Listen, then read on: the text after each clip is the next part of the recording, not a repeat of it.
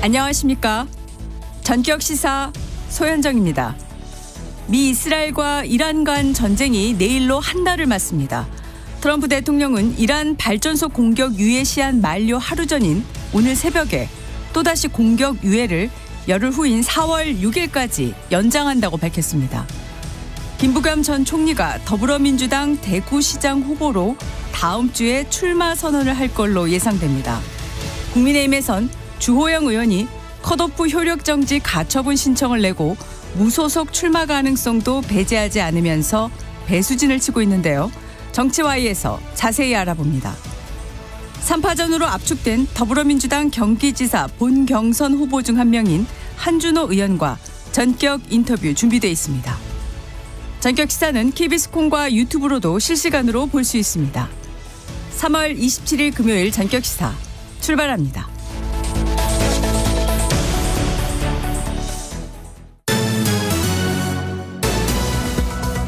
금요일 뉴스 브리핑 세계일보 이현미 기자 나와 있습니다. 안녕하세요. 안녕하세요. 네.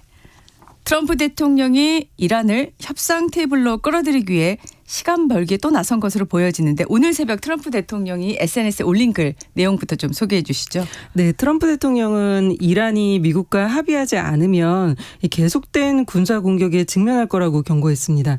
트럼프 대통령은 3일 전에 갑자기 이란과 협상 중이라고 밝히면서 발전소와 에너지 시설에 대한 공격을 5일간 보류하라고 지시했었는데 그 공격 유예 시한이 끝나기 하루 전인 오늘 새벽엔 또다시 열흘간 그러니까 4월 6일까지 이란의 에너지 시설을 공격하지 않겠다고 밝혔습니다. 네. 이 협상을 위한 외교적인 공간을 마련하려는 걸로 보이는데 트럼프 대통령은 이란에 대한 이제 압박도 강화하면서 이란 경제의 핵심인 석유와 관련해 석유 통제권을 우리가 장악하는 것도 선택지 중에 하나라고 언급했습니다. 이건 단순한 공습을 넘어서 이란의 경제 기반 자체를 무력으로 통제하겠다는 건데 사실상 최후의 일격 가능성을 시사한 발언으로도 해석이 됩니다. 전날 이란이 미국 맘대로 전쟁을 끝내지 못할 거라면서 이란이 원할 때 전쟁을 끝낼 수 있다고 맞받았었는데 트럼프 대통령은 지금 합의를 갈구하고 있는 건 이란으로 이란이 더 절실한 처지에 있다고 반박했습니다. 네. 자, 미국이 이란의 석유 통제권을 장악한다는 거는 현실적으로 어떻게 하겠다는 얘기일까요? 트럼프 대통령은 직접 이제 베네수엘라 사례를 거론을 했습니다. 미국은 니콜라스 마두로 베네수엘라 대통령 부부만 공습으로 납치하듯이 미국으로 데려온 뒤에 국제사회 제재를 받는 베네수엘라 대신에 미국이 원유를 판매하고 수익 사용에 관여하고 있는데요. 이란에서도 이런 방식으로 미국이 석유 산업을 통제하는 시나리오도 염두하고 있다는 뜻으로 보입니다. 그렇군요. 자, 미국 이란 간 협상 상황 지금 어떻습니까? 겉으로 드러난 건 아직 없고 물밑 조율이 있을 텐데 미국은 중재국을 통해 이란에 15개항의 종전안을 제시한 상태입니다. 트럼프 대통령은 이란이 최근 호르무즈 해협에서 유조선 10척을 통과시킨 걸 두고 큰 선물이라고 표현하면서 이란이 협상 의지를 보인 걸로 평가를 했습니다. 그러나 이란이 대외적으로 미국과의 이제 협상에 선을 긋고 있고 미국도 중동 지역에 육군 최정예 공수부대와 같은 병력을 증강하면서 군사적 압박을 강화하고 있어서 중동 지역의 긴장감은 여전한 상황입니다. 네. 자, 오늘부터 정부가 정하는 석유 최고 가격이 210원씩 더 올랐습니다.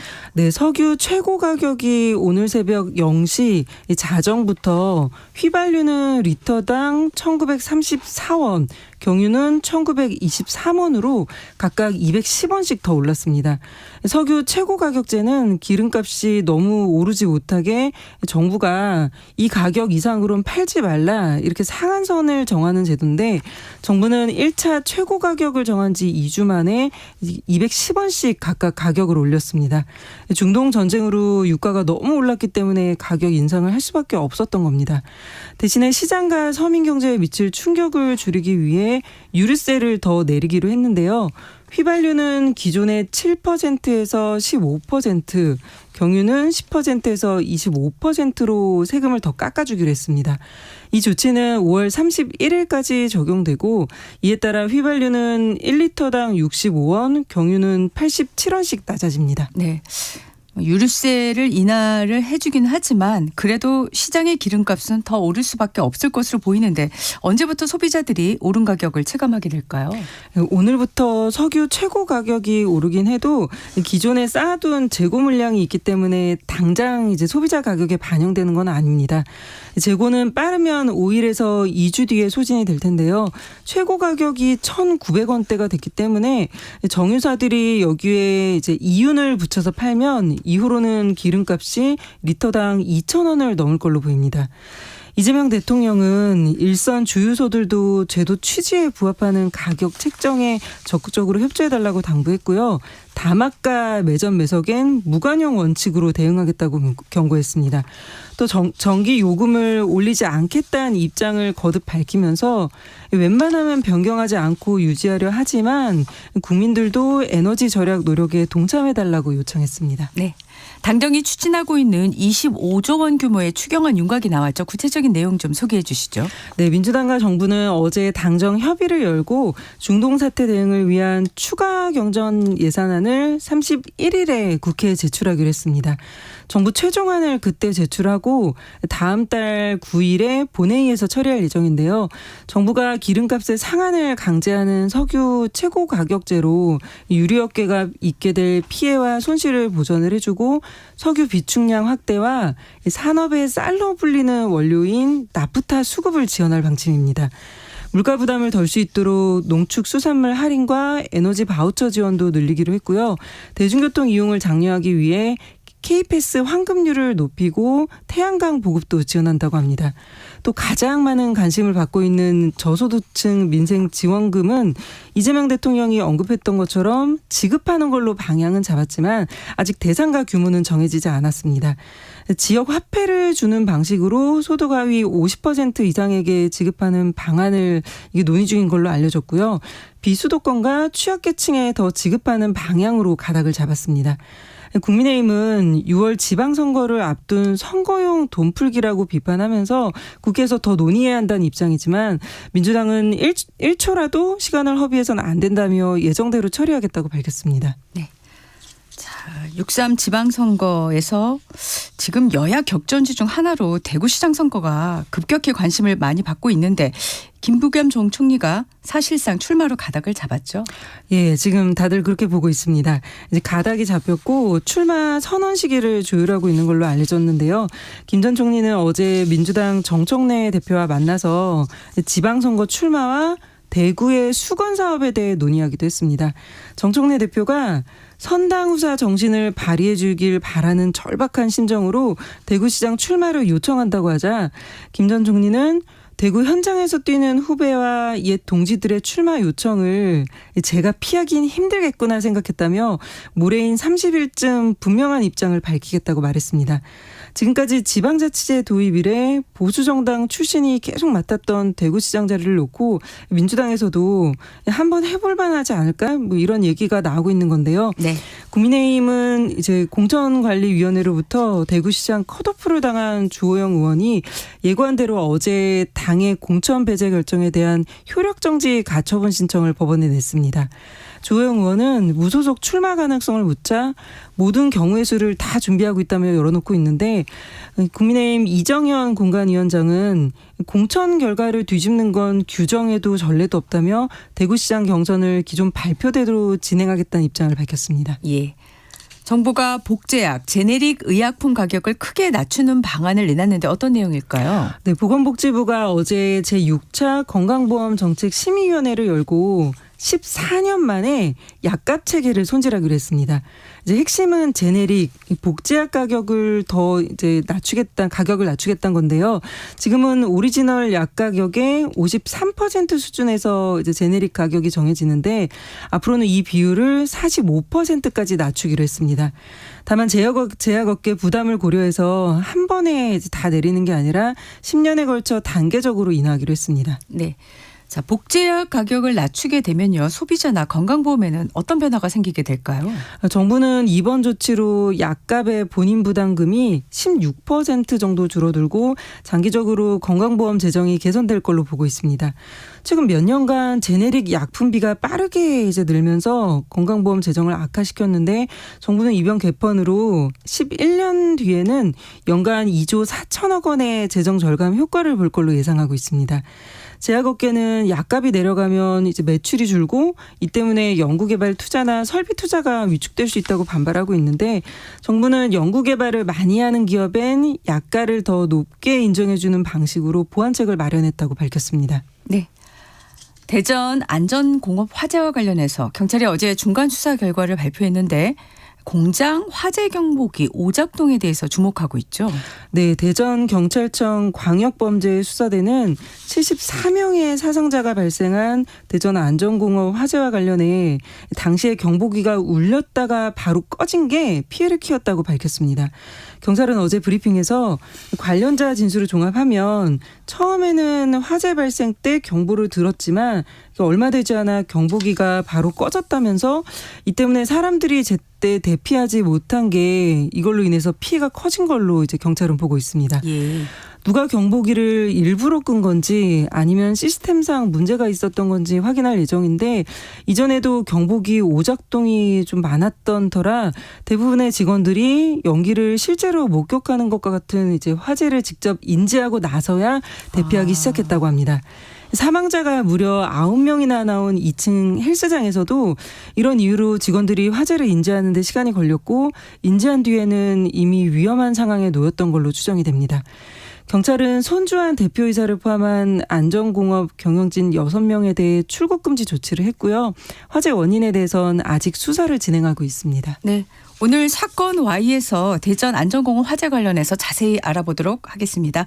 오늘 뉴스브리핑 여기까지 듣겠습니다. 세계일보 이현미 기자였습니다. 고맙습니다. 감사합니다. 전격시사 듣고 계신 지금 시각은 7시 17분입니다. 이어서 교통정보 전해드립니다. 이 시각 교통정보입니다. 금요일 아침 서울 시내도로는 정체가 조금씩 늘고 있습니다. 강변북로 구리 방향 방화대교에서 동작대교까지 막히고요. 올림픽대로 하남 쪽으로 행주대교에서 월드컵대교까지 밀리고 이후로 여의도 부근 지나는데 15분 정도 걸립니다. 동부간선도로 성수분기점 쪽으론 도봉 지하차도 1차로에 고장난 차가 서 있습니다. 고속도로는 경부고속도로 서울 방향 북대구 2차로와 갓길에선 사고 처리하고 있습니다. 이후로 수월하다가 서울 도심에선 양재에서 반포까지 막히고요. 서해안고속도로 목포 쪽으론 안산분기점에서 순산터널까지 또 팔곡분기점에서 매송까지 속도를 줄입니다. 수도권 제일순환고속도로 판교에서 일산 방향 김포요금소 8차로에는 고장난 차가 서 있습니다. KBS 교통정보센터에서 유하영입니다.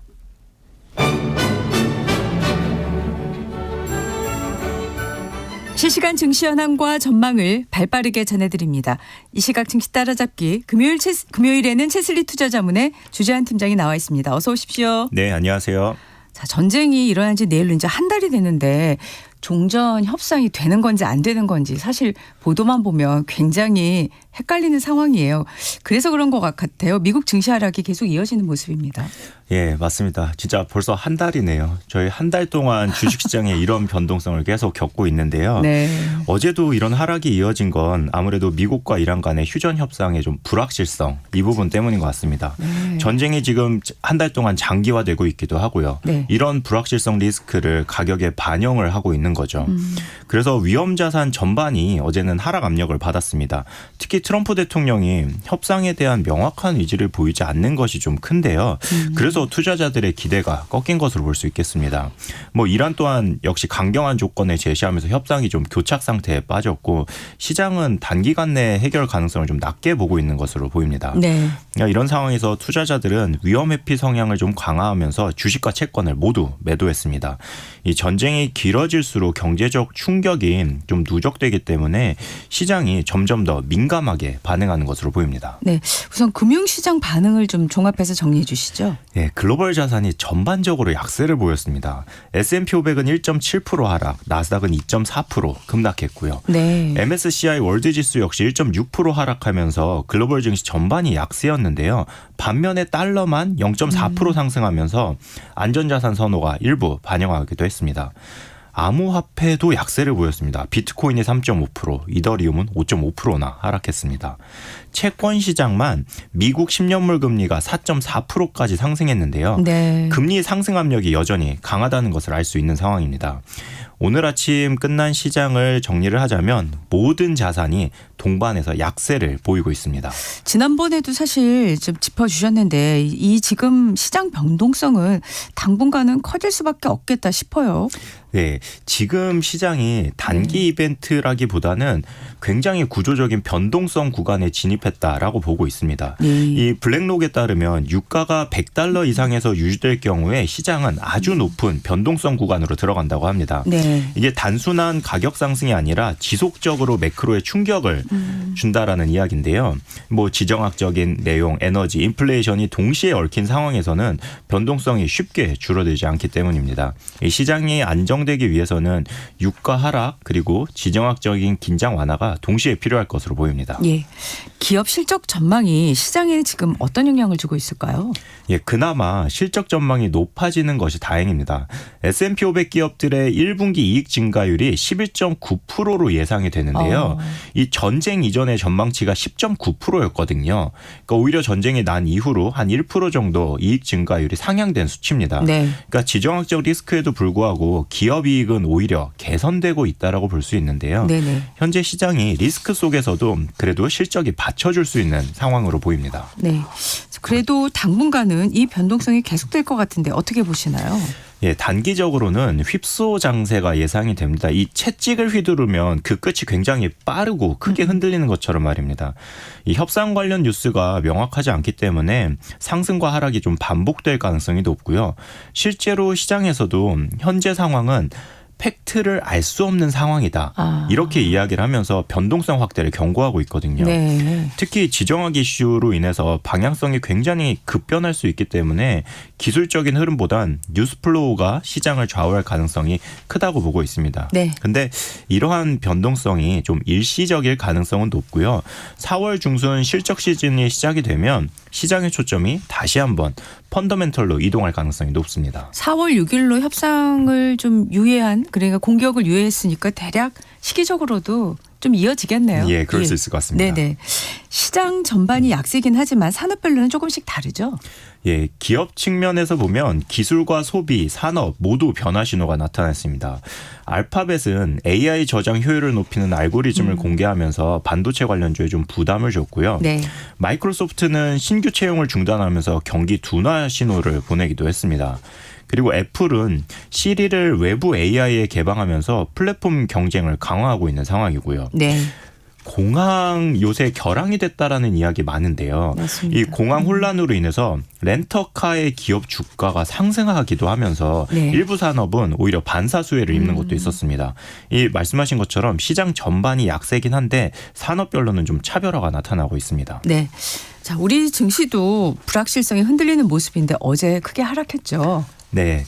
어제 하락하는 모습을 보이긴 했지만 그래도 우리 시장은 여전히 글로벌 1위의 수익률을 보이고 있습니다. 그래서인데요. 실제로는 기업의 실적에 영향을 미치지 않는 뉴스들도 하락의 빌미가 돼서 지금 주가에 영향을 미치고 있거든요. 예. 어제 우리 시장 하락은 구글의 터보 퀀트 때문인데요. 네. 이 메모리 수요 감소 가능성에 대한 우려가 있었습니다. 이 터보 퀀트라는 것이 데이터를 6분의 1로 압축하는 기술이기 때문에 메모리 수요가 줄어들 것이다. 이런 이야기인데 실제로는 이미 사용이 되어 오던 기술이고요. 시장이 이미 알고 있음에도 불구하고 매도의 빌미가 됐습니다. 여기에 더해서 트럼프 대통령이 이란 발전소 폭격을 5일 유예한다고 했던 그 시점이 주말이어서 그렇죠. 두 가지 이유가 합쳐서 시장이 하락했던 건데 조금 전에 미국 시장 끝난 이후에는 다시 이것을 열흘 유예해서 4월 6일까지 네. 폭격을 유예한다는 이야기도 나왔고요. 네. 어제 우리 시장은 코스피는 3.22% 하락한 5,460포인트, 코스닥은 1.98% 하락한 1,136포인트를 기록했습니다. 네. 자, 어제 코스피는 3% 넘게 하락했는데 지수가 최근에 보면 이렇게 큰 폭의 변동성을 보인 일이 자주 발생하고 있어요. 네, 우리 시장 외국인에게 전면 개방되면서 선진화가 된 98년 이후로 2025년까지 하루에 지수가 3% 이상 빠지는 일이 연평균 8회 수준이었거든요. 네. 그런데 2월 초부터 어제까지 약 2달 동안 지수가 3% 이상 빠진 게 모두 7번입니다. 그러니까 아주 긴 시간 동안 주식 투자를 하신 분들도 이렇게 단기간에 극심한 변동성을 겪는 것은 처음 있는 일일 겁니다. 정말 롤러코스터 장세네요.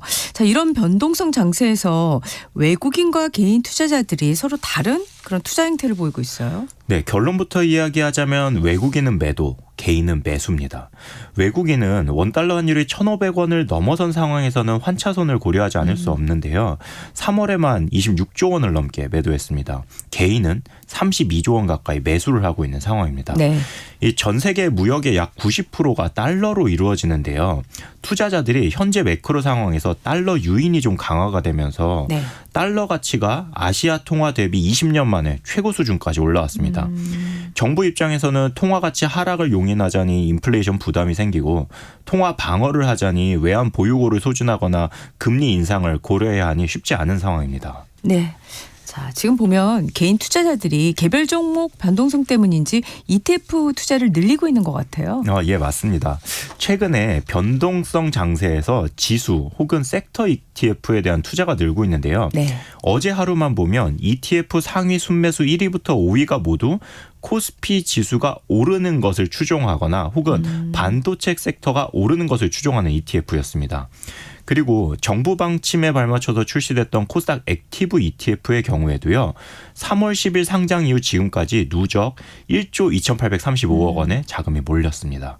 이 변동성에 대해서 스트레스를 많이 받는 분들께는 좋은 전략일 수도 있는 것이요. 작은 뉴스에도 지금 주가가 크게 흔들리고 있는 상황이기 때문에 종목보다는 섹터보다는 지수를 보유하시는 것이 변동성, 그러니까 최대한 베타를 낮출 수 있는 것으로 보입니다. 네. SK 하이닉스의 미국 상장은 차분하게 진행이 되고 있는 것 같습니다. 예, 미국 증권거래위원회에 등록 신청서를 제출했다는 공시가 있었는데요. 이제 기정사실이 됐으니까 투자자 입장에서는 향후 주가 움직임을 체크해볼 필요가 있습니다. 퀀트적으로 볼 때 실제로 상장 공시가 나온 시점부터 2주가량은 주가가 상승 탄력을 받는 것으로 확인이 되는데요. 네. 이후에 SK 하이닉스의 상장 공시가 언제 나올지 계속해서 눈여겨볼 필요가 있는 부분입니다. 네. 자, 오늘 주식시장 흐름 그리고 가장 눈여겨볼 대목이 뭔지 좀 알려주시죠. 예, 코스피 야간 선물이 3.15% 크게 하락하면서 끝났습니다. 우리 코스피의 시초가는 5,300포인트 선에서 시작할 가능성이 높아 보입니다. 우리나라 시장에 영향을 많이 주는 필라델피아 반도체 지수도 큰 폭의 하락세를 보여서 오늘 우리 시장은 반도체 지수 약세가 이어지면서 지수 자체가 좀 힘을 받지 못할 것으로 보입니다. 예. 그런데 이렇게 지수가 약할 때 개별적으로 종목이 강하게 튀는 것들이 있거든요. 그런데 이런 변동성 장세에서는 갑자기 강하게 튀는 종목들을 추격 매수하는 것은 좀 조심하셔야 할 필요가 있을 것으로 보입니다. 네. 이 시각 증시 따라잡기 세슬리 투자자문의 조지한 팀장과 함께했습니다. 고맙습니다. 예, 감사합니다. 곧이어 오늘의 날씨 정보 듣겠습니다. 대한민국 중심 채널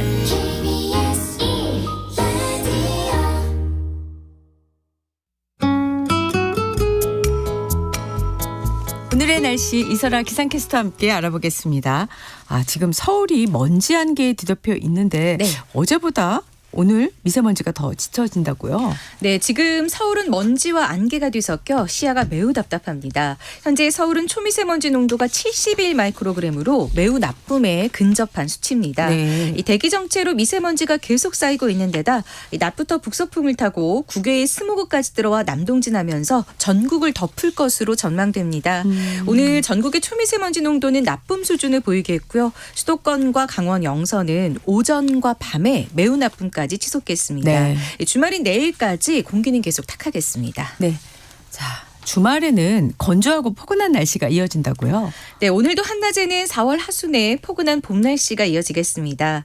아침에는 강원 내륙산지를 중심으로 기온이 0도 안팎에 머물다가 낮에 중부 내륙과 남부 지방은 20도 안팎까지 오르면서 일교차가 15도에서 20도로 크게 나는 지역이 많겠습니다. 네. 이 맑고 기온이 높은 날이 계속됨에 따라 대기는 계속 건조합니다.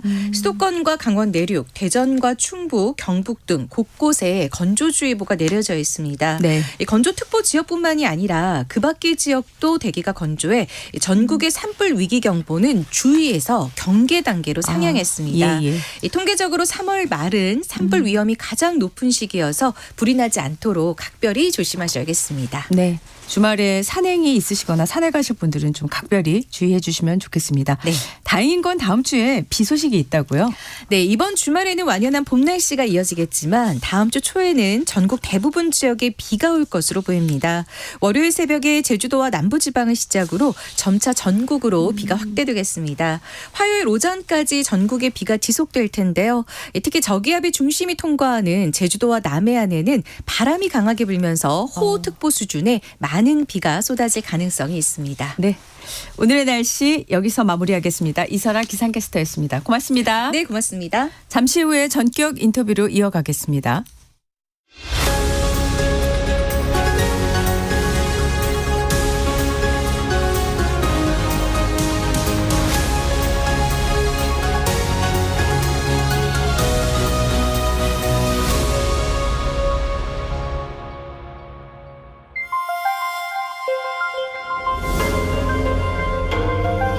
KBS 1라디오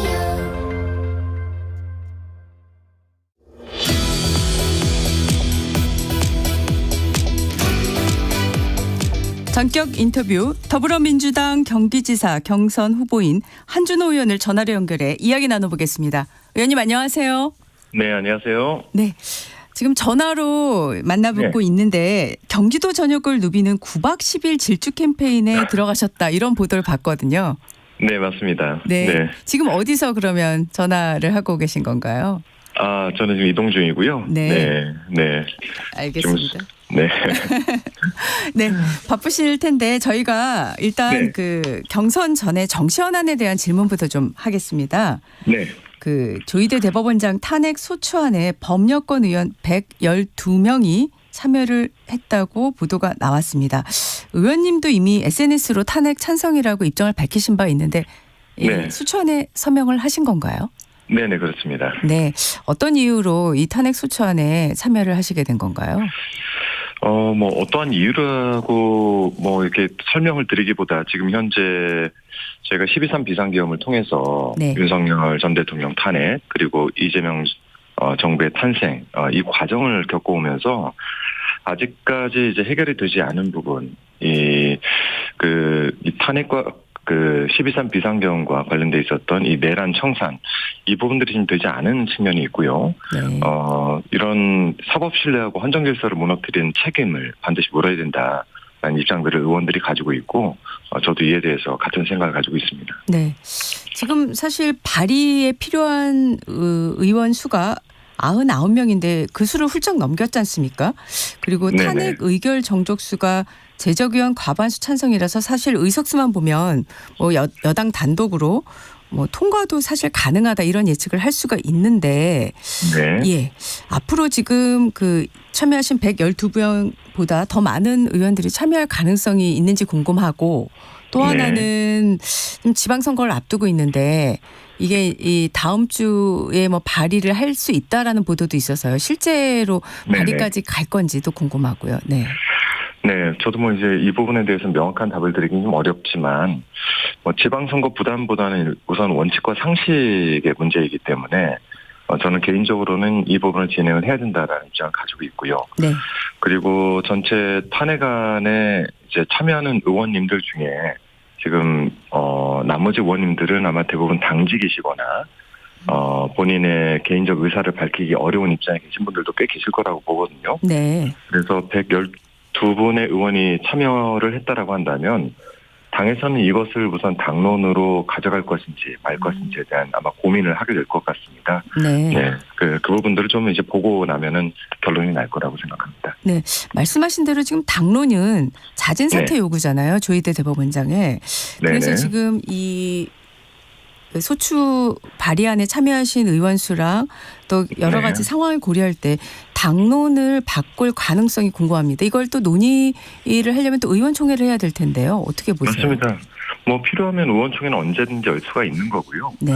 뭐 이에 대해서 조희대 대법원장의 본인 거취를 먼저 결정을 하게 될지 뭐 그건 제가 예측하기는 어렵지만 많은 의원들이 요청을 한다면 의총을 열어서 이 부분에 대한 논의를 할 수 있겠죠. 네. 지금 시점에서 의원총회도 필요하다고 생각을 하십니까, 의원님께서는요? 지금 이 법안들을 좀 내고 있기 때문에 뭐 네. 의총에 대해서는 필요성이 있다라고 생각합니다. 네, 알겠습니다. 네. 지금 또 하나가 윤석열 정권 정치검찰 조작기소 의혹 사건 국정조사 특위가 이제 가동이 되고 있지 않습니까? 네. 예. 지금 이 증인 채택과 관련해서 당시 법무부 장관이었던 한동훈 전 대표가 왜 자신은 증인 채택을 하지 않느냐, 왜 네. 자신을 부르지 않느냐, 지금 계속 네. 이런 입장을 내놓고 있는데요. 어떻게 네. 보시고 계십니까? 글쎄 뭐 오랜 기간 저도 이제 상대장으로서 접해봤지만 네. 네. 뭐 결국 수사를 하다 보면은 증인이 아니라 수사 대상이 되지 않을까요? 뭐 그때쯤 되면은 뭐 굳이 뭐 부르거나 부르지 않거나 해도 상관없이 나와야 될 때가 올 텐데 좀 기다리시는 게 좋을 것 같고 네. 저는 이제 국정조사 자체를 정치쇼 무대로 좀 생각을 하는 것이 아닌가라는 생각이 좀 듭니다. 네. 선거 앞두고 마음이 좀 급한 모양이죠. 네. 사실 제가 앞서 드렸던 질문하고 좀 중복된 질문인데요. 뭐 말씀하신 네. 대로 의원님도 지금 선거에 참여하고 계시고 지방선거를 앞두고 있는 시점에서 이 조희대 대법원장 탄핵 추진에다가 조작기소 네. 국정조사까지 하는 것이 네. 선거에 진짜 부담되지 않은 거 아니야? 이런 생각이 들기도 하거든요. 어떻습니까? 네, 뭐 지금 이제 이재명 정부 들어서서 여러 가지 이제 이건 좀 빗댄 비유인데요. 예. 뭐 정책들이 꼭 이 시기에 부담이 돼서 하고 안 하고의 결정을 한 적은 없습니다. 그냥 원칙과 상식에 따라서 결정을 했기 때문에 네. 국민들께서 이 정부를 만들어 주신 데는 그간에 이제 이런 사태를 유발한 부분들을 개혁해달라라는 요청과 지금 당장 있는 민생 문제를 해결해달라 이 두 가지 요구가 가장 강했다라고 저는 생각을 하고 있습니다. 그래서 네. 이거를 이 시기를 또 놓치고 넘어가게 되면은 또 언제 할 수 있을 것인가 라는 생각도 있어서 이 부분은 선거와 상관없이 원칙과 상식에 의해서 처리할 문제다라고 생각합니다. 네. 지금 유시민 작가가 언급한 ABC론을 갖고 네. 논쟁이라고 표현을 해야 될까요? 좀 잦아들지 않고 있어요. 25일에 또 유튜브에서 유시민 작가가 송영길 네. 전 대표에 대해서 이재명 대표와 민주당의 해가 될 가능성이 있다. 비판을 했거든요. 네. 이 발언 어떻게 들으셨습니까? 글쎄요, 지금 이제, 저희 대통령께서도 이제 통합의 메시지를 계속 내고 계시고, 저희가 24년도에 실용주의를 선택하면서 좀 더 우측으로 가겠다라고 얘기를 하지 않았습니까?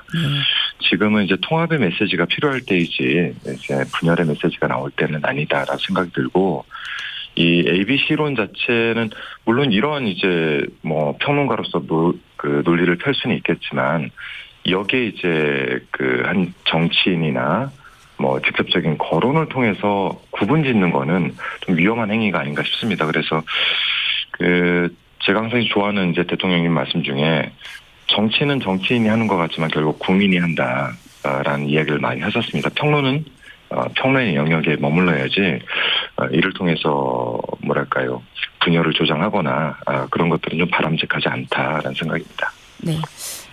지금 말씀하신 거를 되짚어서 한 번 더 질문을 하자면 지금 네. 유시민 작가의 발언이 좀 분열을 조장하는 상황이다 이렇게 판단을 하고 계신 거죠? 그건 제 판단이 아니라 현재 지금 그렇게 가고 있는 것 같지 않습니까? 네. 그래서 이런 질문도 아침 방송에서 나오는 것 같고 네.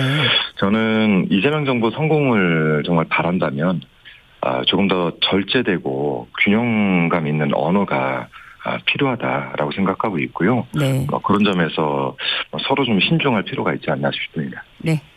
지금 지방선거에서 광역 단체장 선거에 대한 관심이 일단 제일 높긴 하지만 더불어서 지금 국회의원 보궐선거에 대한 관심도 점점 커지고 있는데 그중에 하나죠.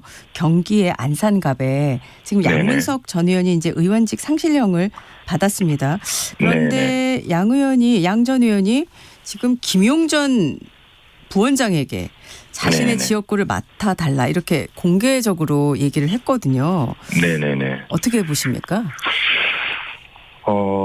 이제 방식이 이제 공개적인 요청인 부분에 대해서는 이제 뭐 많은 이견들이 있을 거라고 생각이 들고요. 보통 이제 자기 지역구를 상실한 데 대해서는 이제 주민들께 뽑아준 선택을 해준 주민들께 우선 이제 미안함이 생길 테고, 네. 두 번째는 그 지역에 대한 애정을 어떻게 이어갈 것인가에 대한 고민이 하나 있을 거라고 생각합니다. 네. 저는 이제 후자 측면에서 그렇게 글을 쓰지 않았을까 싶고, 대개는 이제 당에 요청을 해서 이 지역 위에 뭐 이런 분이 왔으면 좋겠다라고 의견을 주시긴 하는데, 뭐 이거를 이제 공개적으로 이야기를 하신 거죠. 네, 그래서 뭐 우선은 저는 뭐 상당히 제가 MBC에 노동조합 있을 때부터 알고 지낸 분이긴 한데, 네. 뭐 어렵게 당선되고 지금 이런 상황에 처해 있는 입장을 저는 이제 뭐 개인적으로 좀 이해를 하고, 네. 그렇게 입장 밝힌 데 대해서는 뭐 우선 이제 당사자인 김용 전 부원장께서 여기에 대한 뭐 입장을 조만간에 내시는 게 낫지 않나라는 생각도 가지고 있습니다. 네. 사실은 이게 이제 보궐선거다 보니까 당 지도부에서, 그러니까 공천위에서 이제 전략 공천을 하든 경선을 하든 어떤 그렇죠. 방식을 하는 게 일반적인 모습인데, 이런 네네. 거를 특히 이제 아까 방식을 언급하셨잖아요. 공개적으로 네네. 얘기한다는 게 좀 많이 눈에 띄는 지점이잖아요. 예. 네네. 그리고 여기에 출마하시겠다고 거론되는 분들도 상당수가 네. 있고 해서요. 당내 네네. 분위기는 어떻습니까? 양 전 의원의 이런 행보에 대해서. 네. 말씀대로 이견이 있습니다. 네, 상호간 이견이 있습니다. 이런 것들이 당에 전달되는 방식이 여러 가지가 있는데, 지금 이제 공개적인 방식을 우선 저희가 받고, 네. 뭐 이 부분들이 당과 조율을 해서 낸 메시지인지 아니면 당에 직접적으로 전달한 부분과 또 공개적인 부분이 동시에 이루어졌는지는 참 알 수는 없는데, 네. 대개는 이제 그 당에 공식적으로 당에서 이제 이런 부분에 대한 의견을 묻기도 하고, 당에 먼저 의견을 전달하기도 하는 부분이 있습니다. 그래서 이거는 이제 바라보시는 분들 입장에서 좀 다를 거라고 생각합니다. 예. 자, 이제 경기지사 본 경선 네, 얘기로 넘어가겠습니다. 네, 네. 세 분, 뭐 추미애 의원 또 의원님 또 김동연 전 지사라고 지금 이제 표현을 네. 해야 되겠죠. 뭐 경쟁이 정말 치열하겠다라는 생각이 네. 자연스럽게 드는데요. 자, 네네. 지금 의원님은 어느 점에 포커스를 맞춰서 전략을 세우고 계신지 좀 궁금합니다. 우선 대통령 선거에 출마를 했던 이력이 있는 쟁쟁한 두 분 선배님과 경쟁하는 거 굉장히 영광스럽게 생각을 하고 있고요. 네. 그런 측면에선 지금 아주 잘 따라가고 있다라고 자평을 한번 해볼 수 있을 것 같습니다. 네. 그래서 지금 상태에서는 뭐 상호 간의 격차들이 조금씩 있는 건 사실이고, 지금 현재 제가 느끼고 있는 제 추세로 봤을 때는 우선 결선에서 이 결과를 좀 뒤집을 수 있는 그런 전략을 취할 수밖에 없을 것 같습니다. 네. 사실은 앞선 예비 경선에서는 이제 당심이 100%인데 본 경선에서는 민심 당심이 절반씩이지 않습니까? 맞습니다. 네. 네. 그러면 조금 전략이 달라질 것 같다는 생각이 드는데 어떻습니까? 물론 그렇습니다. 이게 중도 확장력이 어느 사람에게 있는가, 이 부분이 제가 볼 때는 핵심일 것 같고, 그리고 예비 경선을 통해서 이게 사실 당원분들을 만나보면은 지지가 조금씩 변화가 좀 있어요.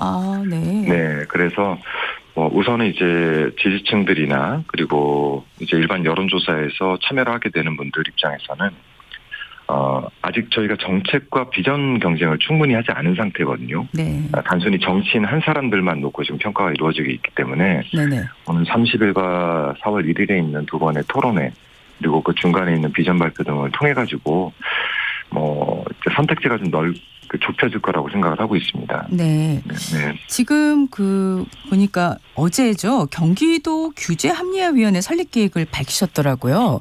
네, 맞습니다. 예, 지방 광역자치단체에서 규제합리화위원회가 있는지 제가 잘은 모르겠지만은 이 부분을 내놓으신 건 중앙정부하고 어떤 행보를 같이 맞춰서 경기도에 있는 어떤 규제 네네. 개혁 부분을 좀 해소하겠다, 해결하겠다 이렇게 보여지는데 어떤 의도이신 건가요? 네, 맞습니다. 또 역으로 생각을 해본다면 경기도 같은 경우에는 규제 개혁이 매우 필요하거든요. 네. 특히 북부 지역 같은 경우는 수도권 규제부터 시작해서 군사 제한, 그리고 상수도 제한 등 많은 게 있어서 네. 이게 정부 측에서 이러한 속도감 있는 정책을 제시를 했기 때문에 거기에 발맞춰서 저희가 또 규제 합리화위원회를 도지사 직속으로 둬서 현재 처해 있는 중첩 규제들을 바꿀 수 있는 기회라고 생각을 하고 있습니다. 네. 네, 그래서 같이 발표를 하게 된 거죠. 네네.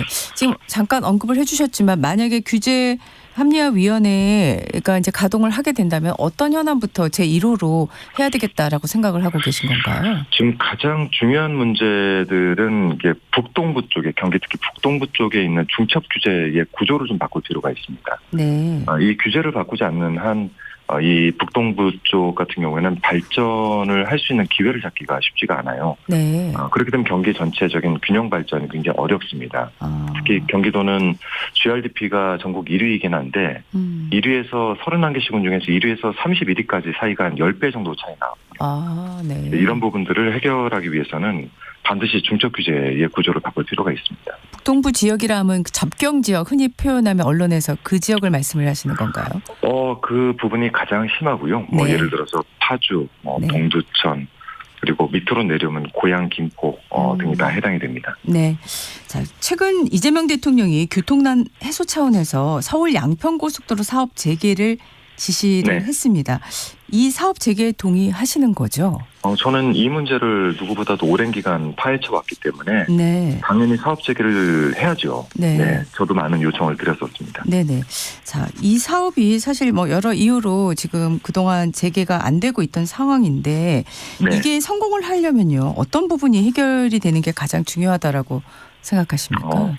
핵심은 두 가지인데요. 하나는 이와 관련해서 갑자기 사업의 55%를 당시 윤석열 정부 인수위를 통해서 지시가 내려가서 갑작스럽게 바뀐 부분에 대해서는 비리라고 생각을 하고 수사로 밝혀야 됩니다. 네. 두 번째는 이 도로의 원 목적, 그러니까 두물머리에 연결되어 있는 6번 국도의 정체를 해결하기 위한 이 목적, 이 목적에 맞게 정상적으로 재개를 해야 된다라는 것이죠. 네. 그러면 이제 만약 지사로 당선이 되신다면은 이 사업 재개 부분도 가장 좀 속도감 있게 추진을 하실 걸로 예상이 됩니다. 그렇게 봐도 될까요? 그럼요. 이거는 이제 경기도 하남에서 네. 경기 양평까지 이어지는 고속도로이기도 하고요. 예. 특히 하남 같은 경우는 신도시 계획이 서 있기 때문에 네네. 이 부분들을 위해서라도 사업은 빠르게 재개돼야 된다고 생각을 하고 있습니다. 예. 앞서 말씀을 해주셨는데 30일하고 1일에 본 경선 토론회가 있지 않습니까? 네. 네. 이 토론회는 사실은 또 당원들도 보지만 일반 유권자들도 보면서 후보들에 대한 면면을 꼼꼼히 이제 살펴볼 수 있는 자리이기도 할 텐데. 네. 예. 토론할 때는 어떤 부분에 지금 집중하실 생각이신지요? 이제 본 경선에 들어왔기 때문에 정책 대안 제시에 좀 집중을 할 생각입니다. 그래서 정책에 대한 이해도 실행력 중심으로 저희 선거 준비를 하고 있습니다. 네. 그 추미애 의원 같은 경우에는 여성 가산점 10%를 받았다고 보도를 네. 접했는데요. 이게 네네. 본 경선에서도 작용을 하는 건가요? 네, 물론 적용이 됩니다. 네, 알겠습니다. 그래서 치열할 저희가- 수밖에 없겠는데요. 네. 네, 그래서 저도 만약 결선을 가서 예. 저희가 이기려면은 최소 득표율이 52.8%가 되는 거죠. 네. 그렇군요. 네. 네. 지금 예비 경선에 함께했던 권칠승 의원과 양기대 전 의원에게 다 네. 세 후보 모두 러브콜을 보내고 있다 이렇게 알고 있는데요. 네. 네. 단일화나 연대 가능성은 어떻게 봐야 될까요? 글쎄요, 이제 그 두 분에게 달려있는 것 같습니다. 어느 사람과 같이 연대를 하고, 네. 가야, 원래 이제 도지사가 돼서 하고자 했던, 나의 어떤 비전과 목표, 이런 것들을 구현해낼 수 있을까. 이런 부분에서 접근을 할 것 같고요. 또 때로는 이제 예비 경선하다가 이제 실패를 했기 때문에 오히려 그냥 이 경선 자체를 좀 두고 볼 수 있는, 그냥 가만히 두고 볼 수 있는 생각도 가지고 있을 수 있다라고 생각합니다. 네. 자, 이제 국민의힘 같은 경우에 현재 그 네. 경선에 나서신 분들이 두 분이신데 지금 추가 네. 공모를 검토하고 있다는 보도가 나오고 있고 그 네. 가운데서 지금 유승민 전 의원, 김문수 전 장관, 이진숙 전 방통위원장까지 이제 거론되고 있는 상황입니다. 네. 예, 유승민 전 의원은 사실 공식적으로 경기지사에 나오지 않겠다는 얘기를 최근까지도 하신 분이시긴 한데 그럼에도 네. 불구하고 언론 보도를 보면은 계속 접촉을 하고 있다. 국민의힘 쪽에서 이런 얘기가 이제 있거든요. 네. 의원님은 유 전 의원의 경기지사 등판 가능성 어떻게 보세요? 글쎄요, 저는 좀 낮게 보는 편이긴 한데요. 네. 지금 왜냐하면 이게 인물 교체로 될 문제가 아니고 시대를 잃지 못하기 때문에 벌어지는 문제이기도 하고 네. 지금 현재의 당 상황상 후보로 나오더라도 당의 세심한 관리가 쉽지 않은 상황 같아 보입니다. 그래서 실제 경기도민들이 원하는 건 변화 그리고 성과이기 때문에 네네. 이번 선거는 시대 교체 차원에서 바라봐야 되고 국민의힘 후보가 누가 되든 간에 이런 도민들의 판단이 크게 달라지진 않을 것이라는 생각입니다. 네. 자, 지금 그 경기지사만큼 관심을 받고 있는 게 이제 대구시장 선거인데요. 네. 네. 어제 이제 정청래 대표가 김부겸 전 총리와 이제 만나셨어요. 네. 김 전 총리가 이제 출마할 것이 거의 확실시 된다는 게 대체적인 생각인데 의원님도 같은 생각이십니까? 저도 우선 김부겸 총리님께서는 상징성과 경쟁력 모두를 다 갖추셨기 때문에 네. 저는 출마를 하셨으면 좋겠다는 개인적 생각을 가지고 있어요. 예. 네. 지금 사실 여론조사를 구체적으로 거론하진 않겠습니다만은 네. 1대1 대결도 그렇고 다자대결에서도 굉장히 네. 그 유리한 걸로 여론조사는 나오고 있는데 그런데 또 이런 네네. 말씀들을 하시더라고요. 실제로 투표장에 가보면 또 다를 수 있다. 대구가 원래 그런 곳이다. 이렇게 말씀하시는 분도 있거든요. 어떻게 생각하세요? 네. 그간의 통계를 보면 그 말씀도 틀리진 않겠습니다만 어쨌든 대구에서도 변화를 요구하는 목소리가 있는 것은 분명합니다. 그리고 선거라는 것 자체가 어쨌든 도전으로 인해서 과정을 거치면서 결과를 만들어내는 거기 때문에 이건 막상 선거에 또 들어가 봐야지 알지 않나라는 생각이. 네. 지금 원래 단수 공천이 된 걸로 알고 있었습니다. 그 성남시장 후보. 근데 지금 다시 경선으로 바뀌었지 않습니까? 예. 이건 어떻게 봐야 될까요? 글쎄요. 이 부분에 대한 당의 논의가 어떻게 진행됐는지는 이제 공천관리위원회에 속해 있기 때문에 네. 사실 저희가 이제 보통 후보가 결정되고 나면은 네. 그 안에서 이제 이 문제를 제기하고 재심의가 열리게 됩니다. 네. 재심의에서 판단을 할 때 네네. 지금 경선에 대한 부분들이 더 합리적으로 받아들여졌기 때문에 이렇게 결정된 것 같은데요. 예. 네. 그 부분은 이제 공관위와 재심의 사안이라 제가 자세히 알 수는 없습니다. 네, 알겠습니다. 네. 그 국민의힘 장동혁 대표가 보유주택 6채 가운데 4채를 처분했다는 보도가 나왔습니다. 네. 네. 어떻게 보셨습니까? 글쎄요. 이게 논평하기 좀 어렵네요. 네. 어찌됐든 지금 장동혁 대표 입장에서 그냥 생각을 해본다면 상당히 수세에 몰려서 처리를 한 것 아니겠어요? 네. 국민들께서 판단해 주시겠죠. 네. 네. 추경을 지금 25조를 지금 네. 준비하고 있고 다음 주에 네. 이제 본격적으로 절차를 밟을 거다는 보도가 나오고 있는데요. 야당에서는 이게 선거를 앞둔 거다. 네. 네. 이렇게 강력하게 비판을 하고 있는데 추경 네. 꼭 필요하다고 보십니까? 사실 위기 때 돈을 안 쓰는 게 더 위험합니다.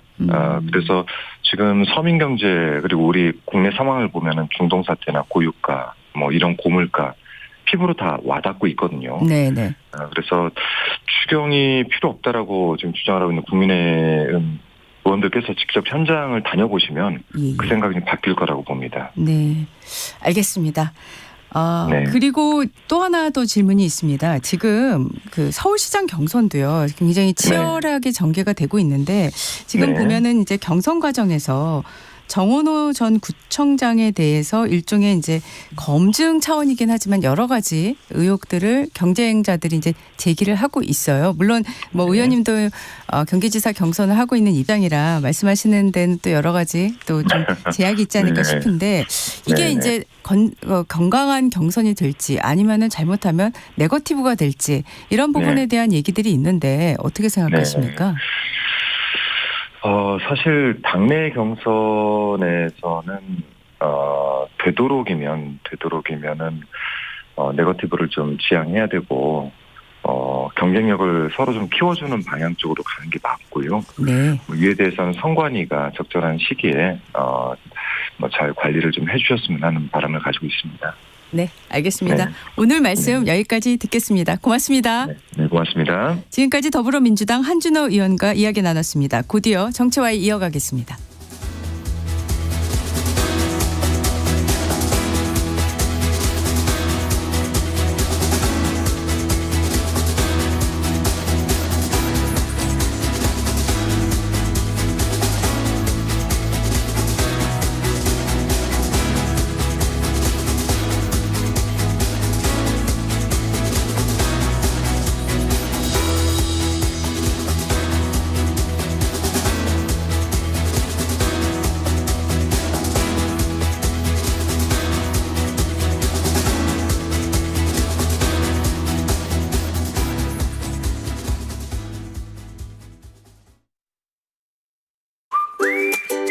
여보, 3, 4, 5월 하면 떠오르는 거?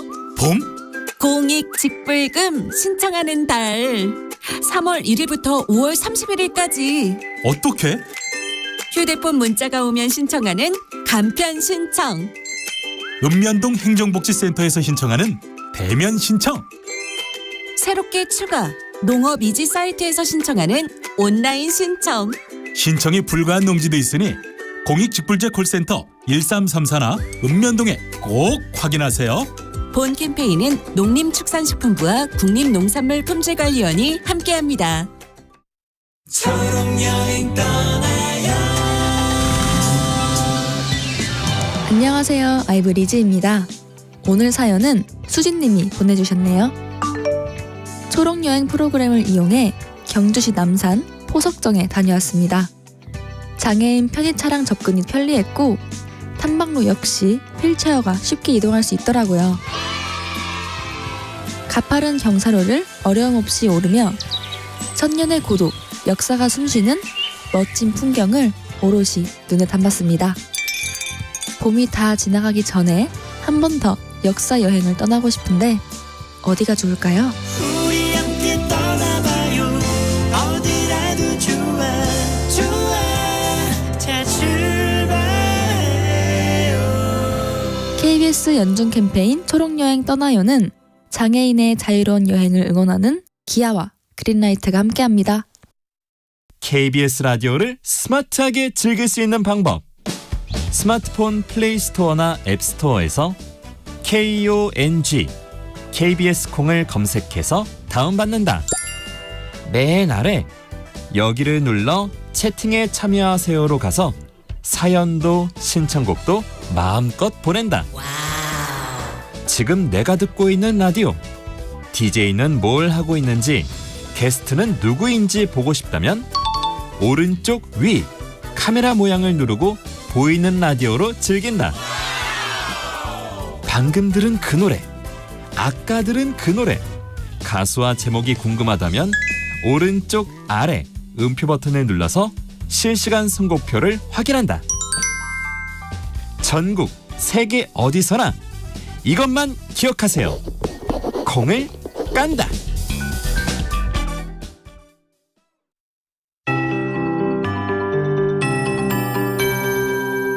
KBS 58분 날씨. 오늘도 미세먼지 상황이 좋지 않습니다. 낮부터 국외 미세먼지까지 추가로 유입되면서 전 권역 오늘 종일 대기가 탁하겠습니다. 서울과 경기도, 영서 지역은 오전과 밤에 미세먼지 농도가 무려 매우 나쁨 단계까지 치솟겠습니다. 내일도 상황은 마찬가지가 될 듯 싶습니다. 마스크 착용하시는 게 좋겠습니다.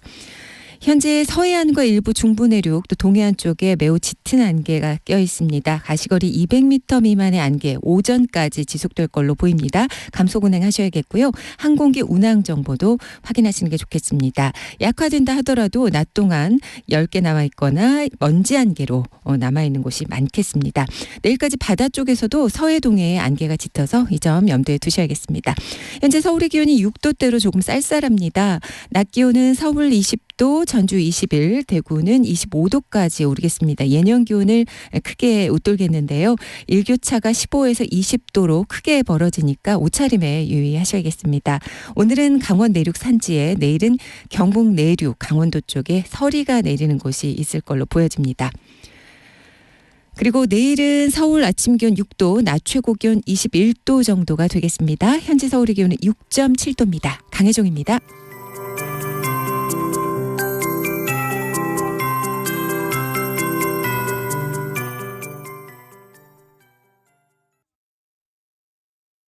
정성을 다하는 국민의 방송 KBS가 8시를 알려드립니다.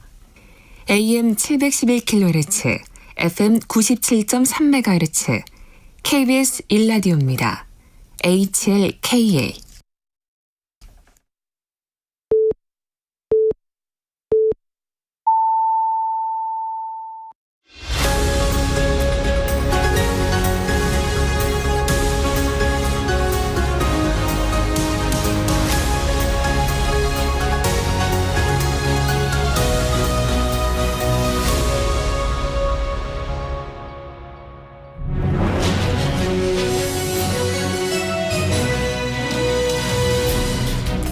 앞서 전격 인터뷰 질문 가운데 김동연 경기 전 지사로 호명을 했는데요. 김동연 경기지사로 정정하겠습니다. 한 주간의 정치 이슈 속 궁금증을 풀어보는 시간입니다. 정치와이 함께해 주시는 세 분 소개하겠습니다. 김준일 시사평론가, 신인규 정당 바로세우기 대표, 김기현 국민의힘 미디어 대변인 나오셨습니다. 어서 오십시오. 네, 안녕하세요. 네, 안녕하세요. 네. 주호영 국민의힘 의원이 법원에 효력정지 가처분 신청을 냈습니다. 모든 경우의 수를 준비한다고 얘기를 한 걸로 보면 무소속 출마까지도 염두에 두고 있는 것 같다는 게 대부분의 시각인데, 일단 김기현 대변인 생각부터 어떻게 보세요? 저는 무소속 가능성은 낮다고 봅니다. 너무 단정적인가요, 제가? 아닙니다. 왜요? 왜 그러냐면 가처분 관련해서 만약에 인용이 되면 네. 경선을 다시 해야 되는 거잖아요. 네. 근데 기각이 됐는데 본인이 판사 출신입니다. 기각이 됐는데 과정상의 문제가 없는데 그걸 문제 삼아가지고 무소속으로 나간다? 그게 어떻게 보면 모순적인 상황 아닌가요? 그리고 여론조사 1등이 누구였냐, 그거는 부인할 수 없는 게 이준석 전 방통위원장이었습니다. 그러니까 본인은 2등이라고 하셨지만 여론조사의 2등이 또 추경호 전 원내대표 나온 경우도 많거든요. 그래서 이준석 전 방통위원장이 2등이었고 본인이 1등이었으면 1등을 잘랐다. 그렇다면 명분이 되겠죠. 그렇기 때문에 1, 2등을 잘랐다 아니면 1, 3등을 잘랐다 한다면 이준석 전 방통위원장이 이거에 대해서 거세게 반발하지 않는 상황에서 본인만 이건 문제라고 얘기했을 때 정치적으로 그게 어필할 가능성이 좀 적다. 그리고 또 하나는 이분이 지금 국회 부의장이고 6선 의원이십니다. 네. 그런데 나가면 어떻게 되죠? 국회의원 배지를 놓고 나가셔야 됩니다. 그렇다면 내가 나갔을 때 이겨야 되잖아요. 그런데 만약에 김부겸 전 총리의 카드가 없다. 그럼 우리 내부에서 이길 수 있는 카드가 되겠지만 어떻게 보면 현실적으로 봤을 때는 민주당 후보한테 대구시장을 헌납할 수 있습니다. 결과론적으로. 네. 그 책임은 누구한테 갈까요? 본인한테 갑니다. 그래서 신뢰와 명분이 제가 볼 땐 그다지 높지 않다.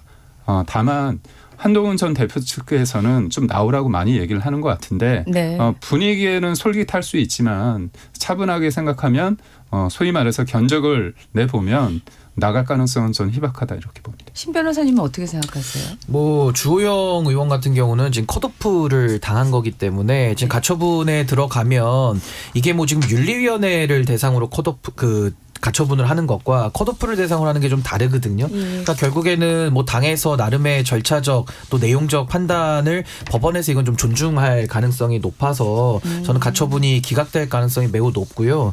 또 명분 면에서도 법원의 결정에 배치되는 그 결정을 하는 것도 문제지만 이진숙 후보도 같이 컷오프를 시켰거든요. 네. 그렇다라고 한다면 사실은 국민의힘에서 이진숙 후보를 대구시장 후보로 내정을 하면 오히려 무소속 출마의 명분이 생길 수가 있는데 지금 이진숙 후보도 같이 잘라낸 마당에 이걸 나와서 별도로 출마를 한다는 거는 좀 상정하기가 매우 어려운 것이고, 만약에 주호영 의원도 본인이 무소속으로 나갔을 때 100% 당선될 가능성이 있다고 확신하면 전 나갈 수도 있다고 보는데, 사실 그러기는 지금 대구의 상황에서 본인이 100% 이긴다라는 자신하기는 좀 어렵기 때문에 저도 무소속 출마 가능성은 상당히 희박하다라는 전망을 좀 해봅니다. 네. 김준일 평론가께서 뭐 저도 이제 결론은 뭐 비슷해요. 가능성이 높지는 않은데, 네. 그러니까 뭐 지금 협상력이라고 하긴 그렇고 주목도를 끌어올리기 위해서는 모든 가능성을 열어놨다라고 얘기를 해야죠. 저는 뭐 무소속 출마 안 하겠습니다 이럴 수는 없잖아요. 그러니까 그런 상황인 것 같고, 그러니까 저는 지금 국민의힘이 사실은 이게 대구 공천이 이렇게 논란이 되고 이렇게 주목도를 받은 건 처음이잖아요. 저는 그렇게 보거든요. 근데 지금 대구에 가려져서 그렇지 전국이 다 난리가 났어요. 지금 제가 몇 개 이제 그냥 간단하게 말씀드리면은 네, 네. 김영환 지사, 네. 충북지사 지금 뭐 이미 가처분 신청되고 지금 삭발하고 그랬잖아요. 네, 네. 거기에 윤희근 전 경찰청장 충북지사 지금 사퇴했어요. 사퇴했습니다. 예, 박수민 김수민 네, 네. 전 의원 네. 여기에 이제 청년과 여성 가산 좀 주는 거 이거 짜고 치는 고스톱 아니냐 그래서 지금 윤곽근 변호사랑 2명만 남았어요. 지금. 네, 네. 그러니까 여기도 지금 난리가 났고 네. 지금 박맹우 전 울산시장 같은 경우에도 내가 컷오프 된 거 이거 못 받아들이겠다라고 해서 무소속 그냥 탈당했어요. 지금 무소속 출마하겠다고. 울산에서. 네, 울산에서. 네. 그러니까 왜 안 붙여주냐 그러니까 쉽게 얘기를 하면은 경선을. 그리고 이제 국민의힘의 김병욱 전 의원이 있는데 포항시장에서 네네. 공천 배제됐거든요. 이분은 지금 삭발하고 단식 중이에요 지금. 국회 앞에서 지금. 뭐 그거 외에도 뭐 조성명 강남구청장도 재심 청구하고 뭐 길기영 예비 후보라고 중구청장 도전하는 분도 효력전제 가처분 신청 내고 뭐 오준환 전 경기도 의원 고양시장 경선에서 컷오프 됐는데 이분도 삭발하고 지금 하고 있고 난장판이에요. 난장판 지금 국민의힘이. 그러니까 이게 민주당하고 비교를 하면은 민주당은 어쨌든 원칙이라는 게 있어가지고 현역이 있는 곳에는 현역을 웬만하면 단수공천하고 그리고 국민의힘이 지자체인단에는 웬만하면 다 붙여줬거든요. 경선 해라 그러면 해봐라 이런 식으로 해서 잡음이 없어요. 심지어는 이제 김병욱 성남시청 네, 성남시장 여기는 단수공천했다가 김지호 대변인이 네. 이거 문제가 있다라고 하니까 재심도 받아들여줬어요. 그러니까 뭐가 됐든 이거는 잡음이 최소화되고 있는데 국민의힘은 굉장히 시끄럽다. 이게 부메랑으로 다 돌아올 겁니다. 이분들이 안 도와주거나 선거를 아니면 무소속으로 나가거나 이거 제가 보기에는 거의 참패각이다 지금 국민의힘은. 네. 이런 공천을 제가 본 적이 없어요 진짜. 이렇게 무원칙한 공천을 제가 본 적이 없어요 진짜. 네, 지금 공천 전반에 대한 얘기로 김준일 평론가 얘기하셨는데 대구시장 쪽으로 먼저 얘기를 한 다음에 그 얘기도 같이 해보겠습니다. 그런데 뭐 지금 세 분이니까 공통적으로 무소속으로 나올 가능성을 굉장히 낮게 보고 계세요. 예. 그럼에도 불구하고 언론에서는 주호영 의원이 나올 것이다라는 그런 시각들도 분명히 있고 또 한동훈 전 대표와의 연대 얘기도 계속 하고 있는데 어떻게 보세요? 이 지금 세 분을 보고 계시는 프리즘으로는 한동훈 전 대표와의 연대라는 것도 무소속으로 일단 나가야 연대가 되는 거 아니겠어요? 그러니까 지금 주호영 의원 측의 좀 전원으로 들은 얘기를 좀 말씀을 드리면은 이렇게 컷오프가 돼서 이 상황에 대해서 판단을 하자면은 당내 투쟁으로 향후 전환할 수도 있겠다. 그러니까 무소속으로 나가는 것도 하나의 방법이지만은 그러면은 본인이 무소속으로 나간다고 해서 그럼 당장 이제 그 국회의원직 내려놓고 본인 식구들은 다 뭐 소위 말해서 이제 취업자가 다시 취업 전선에 뛰어들어야 되고 막 이런 리스크도 있는 데다가 그래서 아예 지방선거 이유를 보고 당을 쇄신하는 거에 앞장을 서가지고 그게 오세훈이 됐든 한동훈이 됐든 손을 잡고 그러면 사실은 6선까지 했는데 그 이후에 사실 진로가 불투명하잖아요. 오히려 그쪽가 손을 잡고 7선을 노려볼 수도 있겠다 이런 얘기들이 나와요. 그래서 반드시 무소속으로 나갈 것 같지는 않아요. 저는 그 확률은 20% 이하라고 지금 보고 있고 어쨌든 노선 투쟁에 당내 쇄신을 위해서 앞으로 어떤 식으로든 적극적으로 뛰어들 가능성이 매우 높아졌다. 네. 두 분은 어떻게 보십니까? 그리고 이게 사실 주호영 의원 제가 왜 무소속 출마 가능성을 낮게 보냐면 이게 의원직을 내려놓고 대구시장 무소속 나가야 되거든요. 그럼 주호영 의원도 혼자 있는 게 아니라 그 보좌진들 9명 다 같이 지금 어떻게 보면은 모든 걸 다 걸어야 되는 상황에서 과연 가능성이 낮은데 그 가능하겠냐라는 의문이 있는 거고 또 하나는 이제 주호영 의원의 지역 지역구가 대구 수성갑 아니겠습니까? 그 지역구에서 만약에 주호영 의원이 배지를 내려놓으면 한동훈 전 대표가 나가겠죠. 그럼 한동훈 전 대표는 수성갑을 기준으로 놓고 보면은 의원직을 그러니까 그 선거에서 이길 가능성이 높습니다. 수성갑이라서 그러니까 한동훈 전 대표 입장에서는. 네네. 그럼 한동훈 전 대표는 완벽한 이득이죠. 근데 거기에 대해서 대구시장이라는 거는 대구 전체를 놓고서 유권자들을 설득해야 되는 작업인데 네네네. 거기에 대해서 주호영 의원이 무소속으로 당의 지원도 없이 혼자 돈 써가면서 대구시장에 나선다? 그러면서 한동훈 전 대표랑 손을 잡았을 때는 대구의 정서상 한동훈 전 대표에 대한 그 비토가 어마어마하게 크거든요. 그러니까 그런 부분들이 수성의 민심과 대구 전체의 민심이 좀 다르기 때문에 주호영 의원도 어느 정도 이득이 될 때 서로 이게 연대가 가능한 것인데 지금은 한동훈 전 대표만 일방적으로 이익을 보고 주호영 의원은 일방적으로 희생을 해야 되는 상황 속에서 전 무소속 출마와 연대가 별로 이렇게 현실적이진 않다. 저 그렇게 봅니다.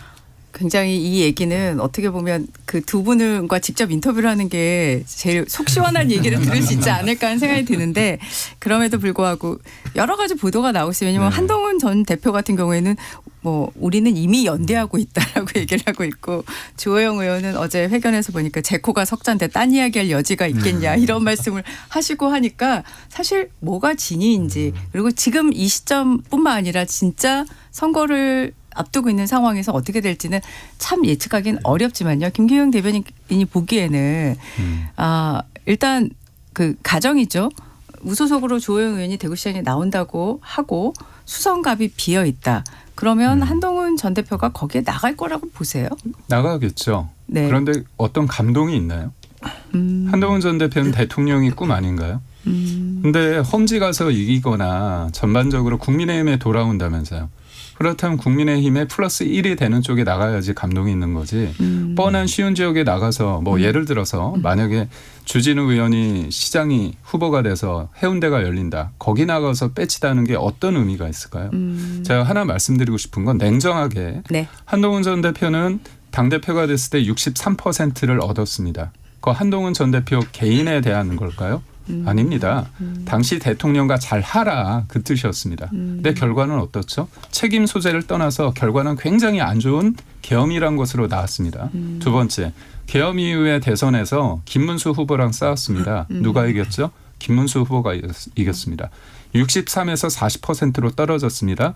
그 이후에 장동혁 대표가 된 전당대회 때 본인은 후보를 못 나왔습니다. 왜? 될 가능성이 없었기 때문에. 그 대신 최고위원회 2명을 올렸습니다. 2명 다 떨어졌습니다. 10만 표를 못 얻었거든요. 네. 그럼 이건 무슨 의미일까요?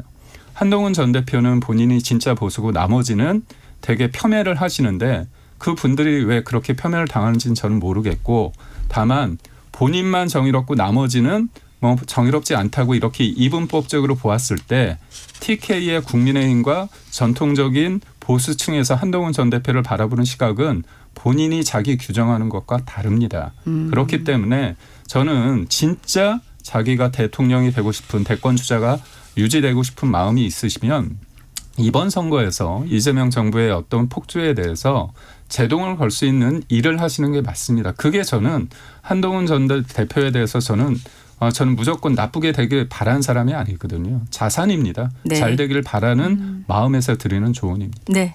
자, 이진숙 전 위원장 같은 경우에는 뭐 여러 가지 쓰임 얘기가 나오는데요. 어떻게 될 것 같으세요? 쓰임이 다 했다는 얘기도 있어요. 아, 그렇습니까? 벌써요? 그러니까 여러 가지 이게 너무 썰들이라서 제가 이거를 다 소개하기가 어려운데 네. 별 얘기가 다 나오고 있어요. 그러니까 지금 왜 그러냐면은 이 컷오프 됐을 때 이게 이제 지금 장도혁 대표하고도 관련이 있고 이제 고성국 그 유튜브 진행자하고도 네. 관련이 네네네. 있잖아요. 고성국 씨도 굉장히 놀랐다라는 얘기가 있고 지금 경기도지사 나가야 된다 뭐 이런 그런 얘기도 말도 하고 있더라고요. 있잖아요. 네. 그리고 왜 컷오프가 됐느냐를 놓고도 굉장히 설왕설래가 많은데 장도혁 대표가 이 강성 보수 여전사가 국회로 와가지고 스포트라이트를 받거나 뭐 대구시장이 되고 이거에 대해서 좀 꺼려한다는 얘기도 있어요. 당내에서 이런저런 얘기를 들어보면은. 이정현 공관위원장이 꺼려한다고요? 아니요. 장동혁 대표가. 아, 장동혁 대표가 꺼려한다고요? 그러니까 쉽게 얘기를 하면은 장동혁 대표가요? 예능에서 캐릭터 겹치면은 약간 싫어하잖아요. 그러니까. 서로 약간 중첩되니까. 예. 그래서 스포트라이트를 워낙 받으니까 내 지지층을 가져갈 수 있다. 그래서 대구시장도 안 주고 그래서 공천도 그래서 불확실하다라는 거예요 지금 대구 쪽에. 그래서 이렇게 전국구 이미지니까 저기 안산갑이나 아니면은 저 개항을 나가라 뭐 이런 얘기까지 지금 나올 정도로 약간 몰아내는 것 같은 분위기도 있다라는 거를 제가 이제 썰로서 좀 전해드리고 썰로서 고성국 씨는 이제 경기도지사를 막 띄우고 있거든요. 왜 그러느냐? 그러면 이제 욕망론에 좀 기초해서 보면은 고성국 씨는 뭔가 이 판을 그 컨설팅을 한다든지 이렇게 해서 판을 크게 벌리면은 경기도지사가 훨씬 더 선거 보조금도 많고 그러다 보니까 이쪽으로 좀 몰아서 해보려는 거 아니냐 이런 얘기들이 나와요. 그러니까. 근데 잘 모르겠어요 지금 상황. 근데 요건 약간 썰에다가 해석까지 다 겹쳐진 것 같습니다. 아니, 맞습니다. 예. 네. 그러니까 지금 제가 없는 얘기를 하는 게 아니라 네네. 이미 국힘에서 나오는 얘기들을 제가 다 저도 잘 모르겠는데 어쨌든 이진숙 위원장이 반발하는 게 짜고 치는 모습은 아니다 지금. 진짜 본인도 위기감을 느끼고 있다라는 거는 맞아요. 그거는. 예. 국민의힘 분위기는 네. 김기영 대변인이 조금 더 제가 구체적으로 볼 얘기해 때는 주실 수 있을 것 반 같은데. 정도는 맞고 반 정도는 아닌 것 같아요. 반은 맞고 반은 그러니까 뭐냐면 틀리니까. 짜고 치는 고스톱은 아닙니다. 네. 약속대로는 아니고요. 예. 예를 들어서 국회 부의장과 육선 하시는 분들, 국회 다선 의원까지도 대구시장을 원하잖아요. 그렇죠? 국회의원보다. 네. 그럼 그게 소위 말해서 큰 파입니다.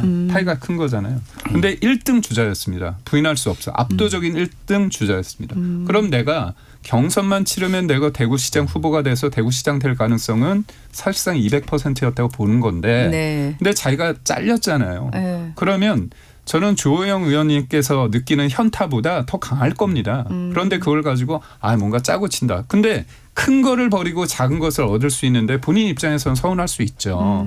그렇기 때문에 제가 볼 때는 이건 짜고 치는 고스톱이 아니고 그렇다면 소위 말해서 그 국회의원 중에 한 분이 만약에 됐을 때 그 자리를 이준숙 전 방통위원장이 간다. 그 그림이 어떻게 보면 자연스럽긴 합니다. 저는 그 정도 생각을 하고 있는데 네. 문제는 저희 입장에서는 저는 이분이 들어가서 과방이 들어가면 참 좋을 것 같아요. 왜냐하면 요즘 이재명 대통령께서 보면 SNS에 그 알도 이렇게 하고 SBS 노조에서 언론 길들이기다 얘기를 하고 그런 부분에 있어서 할 말이 많거든요. 저마저도 제가 들어가면 잘할 수 있다고 생각되는데 저보다도 능력이 좋으신 분이 가면 얼마나 본인의 능력과 캐릭터를 잘 하겠습니까? 그래서 저는 대구 시장이라는 그런 커리어와 비춰봤을 때 저는 국회의원으로서의 어떤 커리어가 더 나을 것 같다는 생각은 저는 들어요. 근데 저의 생각이고 이진숙 전 방통위원장 입장에서는 뭡니까? 아니 난 대구시장이 더 맞다고 생각할 수 있기 때문에 이건 짜고 치는 고스톱이 아니고 이게 만약에 특정을 해가지고 어딜 준다고 될 수 있는 것도 아니잖아요. 그러다 보니까 우리가 경기도도 사실 좋은 분이 나왔으면 하는 바람이 있으니까 뭐 유승민 전 의원도 언급이 되고 또 이진숙 전 방통위원장도 언급이 되는 거 아닌가 싶은데 전 결과론적으로 봤을 때는 대구 쪽으로 나올 가능성이 좀 크다 봅니다. 어떻게 생각하십니까? 그러니까 저는 지금 머릿속에 떠오르는 장면이 이진숙 예비후보가 건물에 엄청 큰 대형 현수막도 걸어놓고 굉장히 열심히 대구에서 뛰었는데 지금 컷오프를 당한 거잖아요. 굉장히 기분이 불쾌할 수밖에 없는 그런 상황일 거라고 저는 봐요. 근데 그런 상황 속에서 지금 경기지사 출마 이야기가 나오는 배경에는 즉 국민의힘에서 경기지사 나갈 사람이 있기는 한데 후보감으로는 아직 보이지 않다 보니까 다른 대체 후보를 더 구해야 된다. 그래서 유승민 전 대표 이름도 나오는 거고 그렇죠. 그러니까 지금 이진숙 후보도 좀 어떻게 꼬셔가지고 경기지사 나가서 거기서 더 큰 판에서 한번 선거 치르고 떨어지더라도 나중에 뭐 당대표로 한번 좀 밀어줘서 뭐 이진숙 당대표 좋은 그림 아니냐 아마 이런 식으로 좀 현혹을 시키고 있을 걸로 저는 보는데 결론은 이진숙 후보 입장에서 생각을 해본다면요. 갑자기 대구에서 대형 현수막을 걸었던 분이 어떻게 또 경기도에 와서 또 그 현수막을 걸겠습니까? 그러니까 저는 뭐 장동혁 대표가 어떤 뭐 캐릭터가 겹치니까 이진숙 후보를 저는 견제할 수는 있다고 보는데 그래도 1등 후보 하던 사람을 컷오프를 시킨 거잖아요. 그럼 저는 자연스러운 것은 대구에서 경선을 통해서 한 명의 대구시장 후보를 선출을 하고 그 빈 자리에 저는 보궐선거 공천을 전략으로 저는 해서 내보내는 것이 그림적으로는 맞는 것 같아요. 그리고 그렇게 안 하면은 뭐 장동혁 대표 입장에서는 차기 후보로 경쟁하는 부담도 있겠지만 또 공천을 아예 배제했을 때 그쪽에서 반발을 일으키면 이것도 굉장히 골치 아픈 부분이거든요. 그러니까 아마 둘 사이에서 어떤 게 조금 더 감당 가능한 상황이냐를 뭐 재겠습니다만은 뭐 제가 볼 때 상황은 되게 안 좋은데 뭐 어떻게든 이 부분은 수습을 하지 않으면 뭐 고성국 씨나 뭐 이렇게 장동혁 대표에게 그 반발을 할 사람들의 세력이 너무 커지기 때문에 네. 이 부분은 좀 관리를 해서 정리하려고 하지 않을까 싶습니다. 김부겸 전 총리가 드디어 30일 날 입장을 내놓겠다고 하는 게 이게 곧 출마 선언이 되겠죠? 뭐 어제 피할 수 없다 뭐 이런 얘기 했잖아요. 네. 뭐 30일 날 기자회견을 하는데 네. 그날 저는 불출마하겠습니다 이렇게 할까요? 뭐 그거는 그건 대반전이죠 그러면은. 그래서 뭐 이미 네. 출마는 끝났다. 그리고 서울에서 하고 대구에 내려가서 또 하고 2번 한다라는 거예요. 그날 이미 일정까지 다 잡혔으니까 뭐 이거는 100%라고 보면 될 것 같고 네. 이번 선거가 그래서 성격이 어떻게 되는지가 되게 중요할 것 같아요. 지금 이제 보통은 이제 정권 심판론을 이제 야당에서 들고 나오고 뭐 이거가 얼마나 정합성이 있는지를 이제 보통 하는데 지금은 야당 심판론도 있고 그리고 이제 지역 발전론이 아마 굉장히 이 지역을 휩쓸 것 같아요. 제가 보기엔 지금. 그래서 뭐 패키지를 지금 준비하겠다 이런 얘기들이 나오잖아요. 예. 네. 상당히 이제 막 야당에서는 이제 이거는 관권 선거다 막 이런 얘기가 막 나올 것 같은데 네. 그럼에도 불구하고 이게 대구 시민들이 상당히 흔들리지 않을까 그렇게 봅니다. 자, 그러면 무엇이든 다 해드리겠다 대구에는 정청래 대표의 말이었는데 무엇이든이 무엇이 될까요? 어떻게 그러니까 지금 생각하십니까? 대구 경북 통합특별법이 무산이 된 상황이기 때문에 네. 지금 이제 대구에 그럼 어느 정도 예산 지원이 좀 빈약해지는 거 아니냐 이런 불안감들이 있는 거거든요. 네. 근데 그런 상황에서 만약에 김부겸 전 총리, 그러니까 총리까지 지냈던 경륜 있는 분이 대구시장으로 내려온다고 한다면은 뭐 중앙정부와의 그런 끈끈한 소통을 가지고서 아마 대구에 어떤 예산이나 이런 조직의 지원들을 많이 할 것 아니냐라는 기대감이 있는 거고 대구 시민분들은 사실은 어떻게 보면 이 이재명 정부에 대해서 너무 그러면 힘이 세지는 거 아니야? 이거 우리가 견제할 세력 국민의힘은 남겨놔야 되는 거 아니야라는 견제론이 일부 있을 수는 있겠습니다만은 네네. 그거를 압도하는 전 이재명 정부의 그 지지율에 대해서 국민들이 너무 정부를 응원하고 있기 때문에 전 오히려 지역 발전론 정부와의 그런 호흡을 통해서 여당 프리미엄을 누리는 것이 훨씬 더 저는 설득력이 있다라는 생각이 들고요. 다만 이제 김부겸 전 총리의 약점이라고 한다면은 정계 은퇴를 하시고 대구를 이미 떠났다가 다시 돌아오는 부분이 하나가 있고 또 하나는 이번에 대구시장에 당선이 된다면은 이건 정말 역사적인 일이거든요. 그리고 네. 김부겸 전 이제 총리는 아마 대권주자로 또 분류가 돼서 대구시장 한번 하고 아마 다음에는 대선에 도전할 가능성이 매우 높은데 그러면 또 임기를 다 못 채우잖아요. 그러니까 그런 경우에서는 이런 정책의 연속성 면에서 뭐 대구 발전에 이게 더 도움이 되겠냐 아마 이런 부분을 좀 대구 시민들께서 아마 저울에 올려놓고 고민을 하시지 않을까 싶습니다. 그러니까 짧게 말씀드리면 몇 가지 쟁점들이 지금 대구나 경북에 있는 게 대구에 군공항이 있는데 그거 그렇죠. 이전해서 신공항 만드는 거 있고 또 하나는 지금 이제 공기업 이전 이슈가 있는데 뭐 기업은행이라든지 이런 데 지금 이전하는 거 이런 얘기들이 있고 뭐 정가에서 나오는 얘기로는 조건부 행정 통합을 하고 예산을 그래. 지원해 주는 방안도 얘기가 나오고 있어요. 네, 그러니까 대구 경북 통합 예, 말씀하신 언제까지 거. 하는 거를 걸로 전제로 하고 이를테면 연간 5조 원씩 그러면 이제 대구 경북 나눠야 되겠죠. 그러면 또 그쵸. 뭐 하여간 그런데 그런 식으로 그거를 이제 들고 나온다는 얘기에서 카드는 굉장히 많다. 예. 김기흥 대변인이 보기에 김부겸 전 총리의 카드는 네. 아니 저는 어떻게 생각하세요? 이렇게 구체적으로 얘기가 나오면 좋을 것 같아요. 왜냐하면 네. 저희는 딱 이 얘기하면 됩니다. 뭐냐면 네. 그런 김부겸 전 총리 떨어지면 그 말했던 공약은 안 해줄 겁니까? 이렇게 했을 때 그러면 이재명 정부나 민주당에서는 안 해준다고 얘기할까요? 해준다고 해야 되지 않을까요? 저는 많은 거를 선물 주십시오. 그런데 김부겸 후보가 아니라 국민의힘 후보 시장이 됐을 때 안 해준다는 얘기 못 할 거예요. 만약에 그걸 안 하면 약속을 저버리는 거고 그러면 대구 시민을 우롱하는 겁니다. 그래서 저는 지금 정책과 여러 가지 공약 관련해서 말해주는 것 저는 전혀 부담이 안 됩니다. 맞잖아요.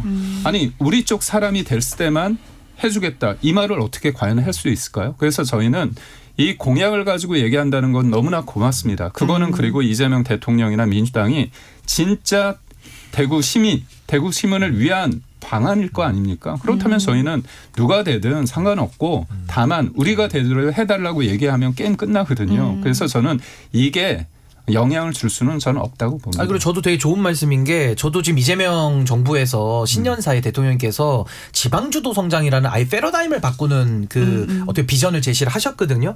거기다가 또 이재명 대통령님 고향이 경북 안동이에요. 그러니까 자기 고향이잖아요, TK가. 네. 그러니까 그런 부분들도 저는 대통령과의 어떤 지방정부의 호흡이 저는 잘 맞을 수 있고 또 대구 시민들도 이번에 신뢰를 가질 수 있다. 좀 그런 차원에서는 우리 김기용 대변인님도 환영을 하시니까 전 대구 경북에 저도 더 많은 예산 지원 더 해서 발전시켜야 되는 것이고 누가 시장이 되느냐에 상관없이 저도 지역 발전론을 가지고 이번에 선거를 치르는 것이 또 지방선거의 원 취지에도 맞으니까 그런 선거를 좀 치렀으면 좋겠습니다. 특정 여론조사를 거론을 하면 또 자세히 소개를 해야 될 것 같아서 구체적인 얘기는 안 하겠습니다만은 각종 여론조사에서 김부겸 전 총리가 굉장히 그 선전한다는 그런 지표들이 많아가지고 결심을 할 때 많이 작용을 했을 것 같아요. 근데 실제로 가면 어떻게 될까요?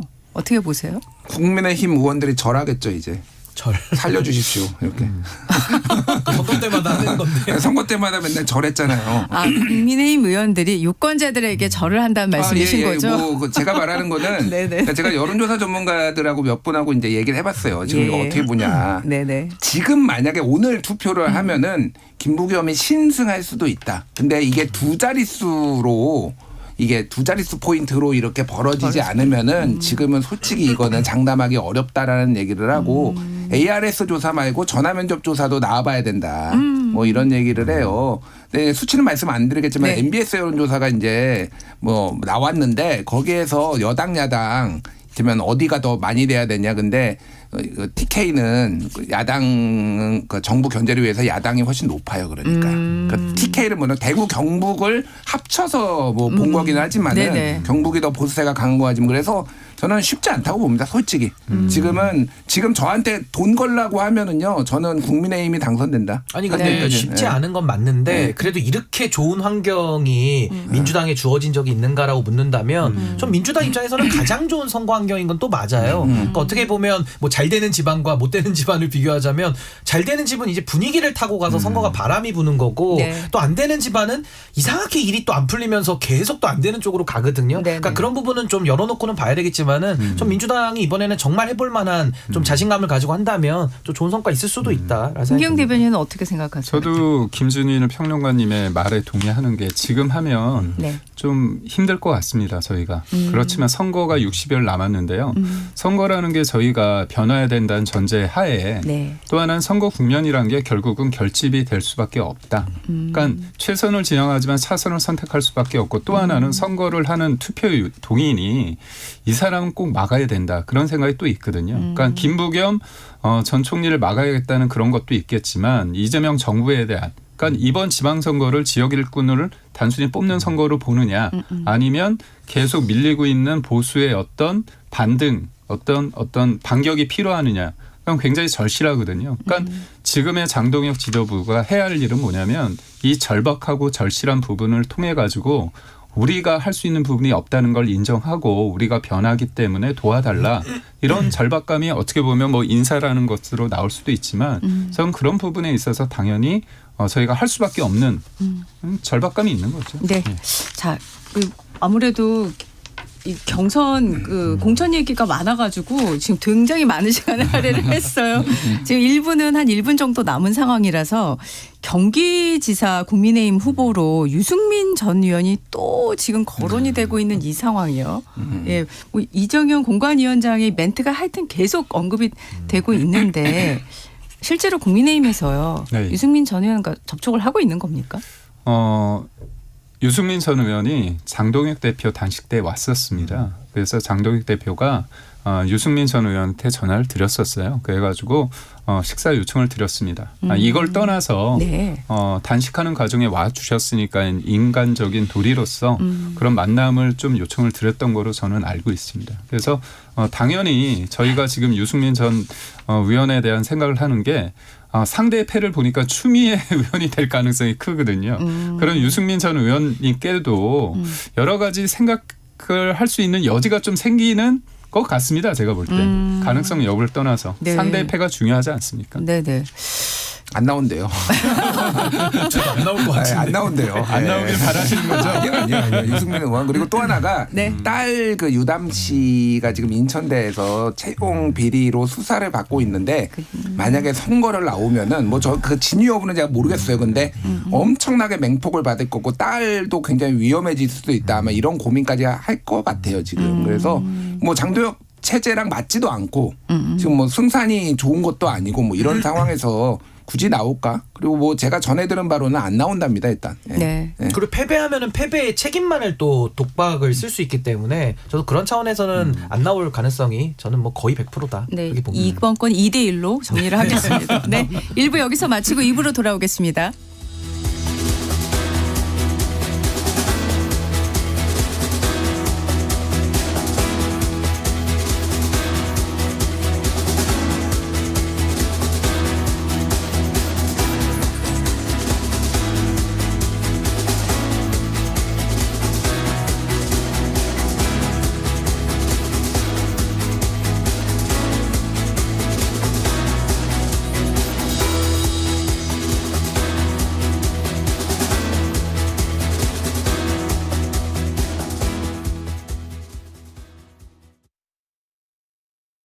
잠시 후 8시 반부터 일부 지역국에서는 해당 지역 방송을 보내드립니다. 워렌 버핏은 가치 투자, 필립 피셔는 성장주 투자, 피터 린치는 장기 투자. 방법은 달라도 목표는 하나. 성기영의 경제쇼가 성공의 길로 안내합니다. 깊이 있게, 명쾌하게, 지금 이 시대 경제에 관한 모든 것을 알려드립니다. 평일 오후 4시 5분 성기영의 경제쇼와 함께하십시오.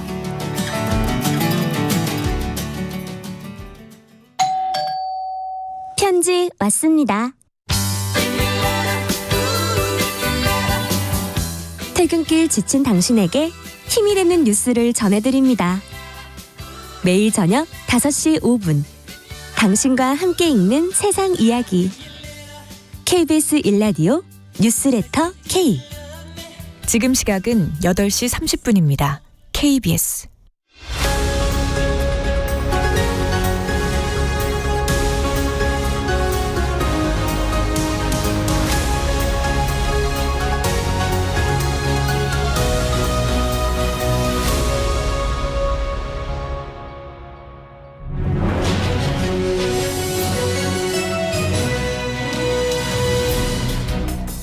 네.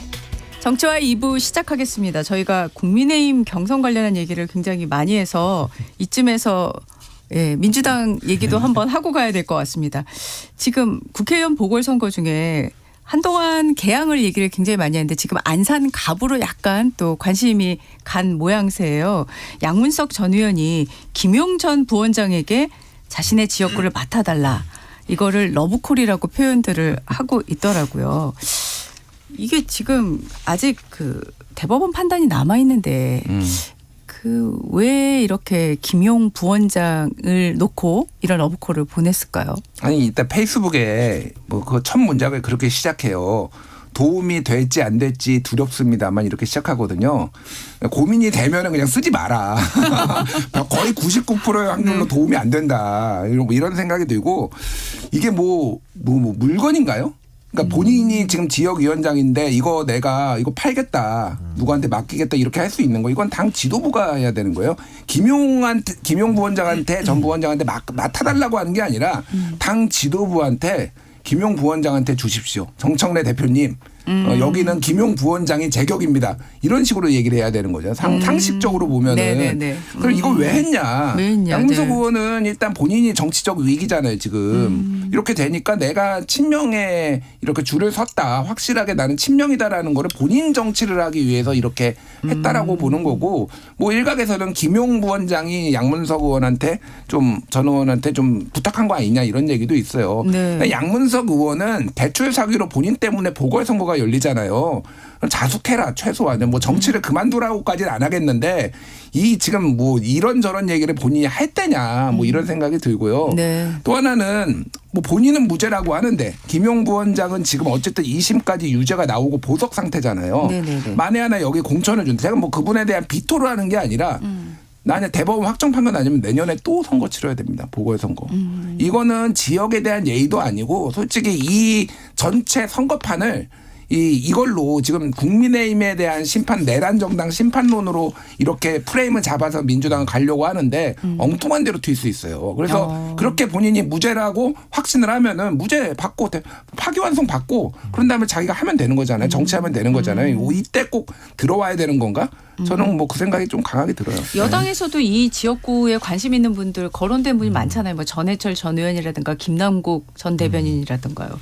그러니까 이제 뭐 다양한 후보들이 있는데 저는 네. 일단 근본적으로 민주당에서 지금 전략 공천하겠다는 거 아니겠습니까? 저는 그러면 이미 사유가 확실한 곳은 좀 빠르게 그냥 공천을 진행을 해서 이런 분란을 일단 막고 오히려 지금 정부가 하고자 하는 일들을 더 이슈를 바람을 더 일으키는 게 저는 선거 전략에도 도움이 된다라는 생각이 우선 들고요.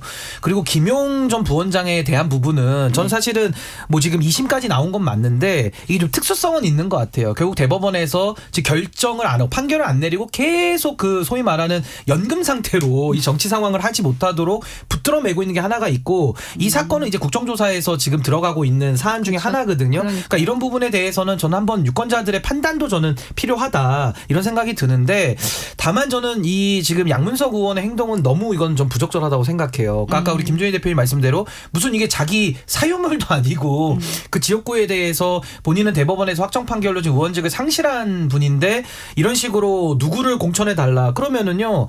당원 주권주의랑은 이게 어떻게 위배가 되는 겁니까? 그러니까 그동안에 민주당은 당원들의 의사가 최우선이고 당의 주인은 당원들이다라고 이야기를 해왔는데 양문석 전 의원의 인식에는 자기가 주인이라는 거 아니에요. 그러니까 저는 이런 식으로 하면은 민주당이 그동안에 내세워왔던 당원 주권주의와도 이게 좀 배치되는 면이 있기 때문에 저는 아까 서두에 말씀드린 대로 정청래 대표가 좀 저는 전략 공천을 하겠다고 했다면 저는 확정된 지역들은 좀 빠르게 결정을 내리는 것이 저는 훨씬 더 당내 분란을 줄이는 지름길이 되지 않을까 싶습니다. 지금 사실 양문석 전 의원 그리고 김용 전 부원장 이 두 분이 이제 이 안산 갑에 지금 거론이 되고 있는 이유 중에 하나가 김용 전 부원장이 이번에 선거에 나오고 싶어 한다는 모습이 여러 곳에서 좀 보여져서 그런 거 아니겠습니까? 네.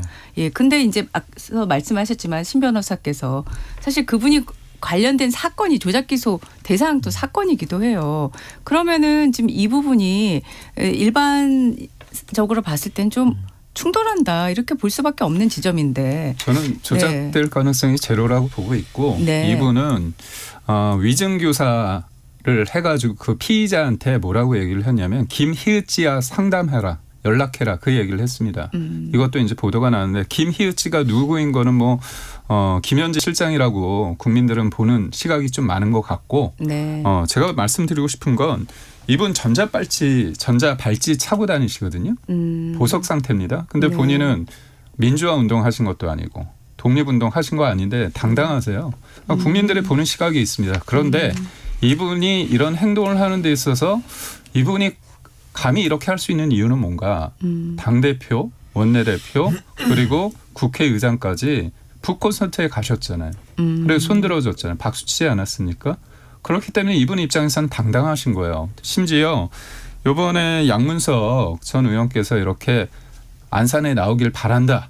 사실상 상납을 한 듯한 그런 모습을 보였을 때 한준호 의원 경기도 후보 아닙니까? 예비 후보. 이분이 뭐라고 얘기했냐면 이제 김용 선배님의 몫이라고 얘기했습니다.